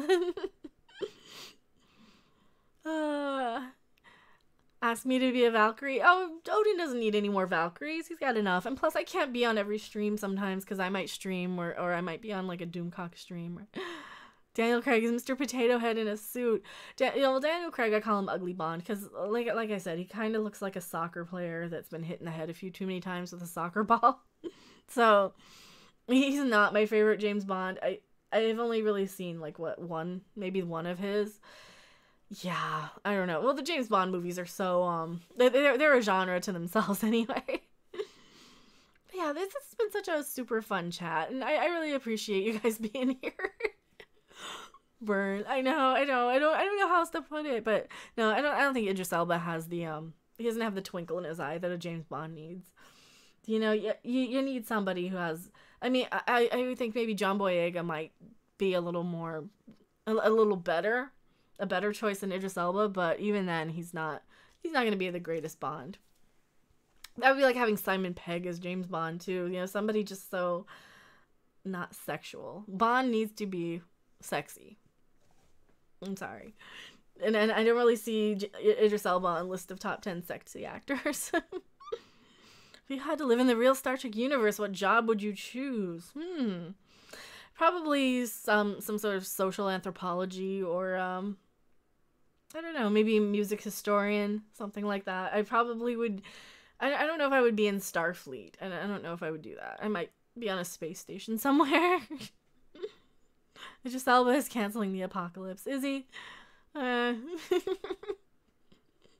forward. A 10 forward job would be fun. Maybe I don't know if I'd want to live around Klingons, like real Klingons. So Star Trek is some of the cooler science fiction, though, I think, for kind of setting up the world building. So, well, until Discovery came along, like Star Trek, Deep Space Nine, and Next Generation especially, you really kind of felt like people lived in that world. You felt like people were coming and going and trading and whatever else they were doing, and it really felt like it was a full fleshed out sort of universe. But not everyone thinks random. Hello, staff. Triple bounty hunter. Oh, triples are cute. Hostess on Risa. I don't know if I'd want to deal with people that much. I like to observe from a distance. It's great being like on camera with you guys and talking, but like in person, I'm much more quiet. Honor of Boba Fett keeps their mask on as they transitioned. Oh. But yeah, I think we are going to wrap things up. And I know Sav just got here, and hello, Sav. I'm so sorry we're wrapping up, but it has been almost 3 hours. So we're going to end like right before 9, I think. I think the essence of Trek is a hopeful future. Of course, there can be conflict. They still sing songs of the Great Tribble Hunt. They look like Raw from Stargate when they take their masks off. Maybe. Do they? Do they really? Well, so like the guy from the Crying Game who was like a man or a woman. This is where my brain starts to get a little funny. I think my brain's starting to go. Identify SJWism, demand white Shaft, Hill, Charlie's Angels, and straight Waylon Smithers. Yeah, I know. Well, and that's kind of one of my problems. Before I wrap up, I'll give you a quick little rant on diversity here. You cannot have 100% representation ever. You will never find a 100% representation in every character. So stop trying. Just make a character gay if you're going to make them gay. Just make them bi if they're going to be bi. Don't fuck with old characters that are established to be a certain way. I put a tweet out a long time ago that, I can't get behind a new Star Trek movie or a new Star Wars movie unless they have a 39-year-old redheaded bisexual woman with, a musical encyclopedia in their brain or a music encyclopedia in their brain. And And, you know, a lot of people retweeted it, and I kind of meant it as a joke that there's no way you're going to have 100% representation. You're going to identify with characters, with qualities of characters you like, not because they look like you, and in some cases they will, but because you might want to aspire to be them, or you are like them, or you think of yourself like them. So having, you know, oh, I need a gay character so I have somebody to identify with is such bullshit, because what if that character is only there to be the token gay that gets killed off, right? That is such bullshit for the gay community, and it's such bullshit for the female community to have these shit Mary Sue characters running around like they're good when they're not. I don't want the world to think of me so little that, you know, I'm just another Mary Sue. And that's what we get to. Like, people like Ray are just thought of as worthless Mary Sues that just do everything right because the script says so. And I don't want that representing me as a woman. I don't want Mikey Spock representing me as anything. She can't even represent a plank of wood correctly, you know? And that's I don't know. Totally preach it. It is 2:35 a.m. in the UK. I'm so sorry. I'm gonna head out night, everyone. Well, thank you so much for being here, Dark Slayer. DuckTales is bad representation. All the ducks are white. It's easier than committing heresy. Just make the character not suck. It's easier than committing heresy. Exactly. Hashtag Bear Lives Matter. But yeah, and that's just kind of my thoughts on it. Like, all this trying for the sake of being diverse and all this shit, you're never gonna please everybody. So just make good characters, and people will find characters to identify with. You don't need 100% representation in every fucking film. You're going to have gay characters. You're gonna have straight characters. You're gonna have black characters, you're gonna have white characters, you know. I am made up of more races than I think anybody could possibly list. And yes, I appear very white on camera and on, you know, on my social media, but, you know, there is a lot of races in there, and you're never gonna find 100% representation. So you find what you want in who you want. And there are people who identify with Han Solo who have a vagina and identify as a woman and were born with it or whatever. And there are people who identify with Princess Leia who were born with penises. I mean, these are the things that are just going to happen. But yeah. Anyway, thank you guys so much for hanging out. My voice is going. I think my brain is turning to mush. Yesterday was super busy. Go see The Meg. It was a very good movie if you like killer shark movies and sort of slasher film sort of genres. It's not really a slasher film, but it's a killer shark movie. Go see that, and I will try and work on the Discovery video some more. It just really makes my head hurt. I'll put it up for Patreon as an early access, and I will put up the other video for the second part of my office tour by the end of the week for Patreon as well. Sunday, Babylon 5 watch party. I have Twitter. Follow me on Twitter. There's a Patreon. There's all the links for donations and blah, blah, blah, blah, blah. Thank you guys so much for hanging out, and I will see you guys on the next video or live stream. Bye!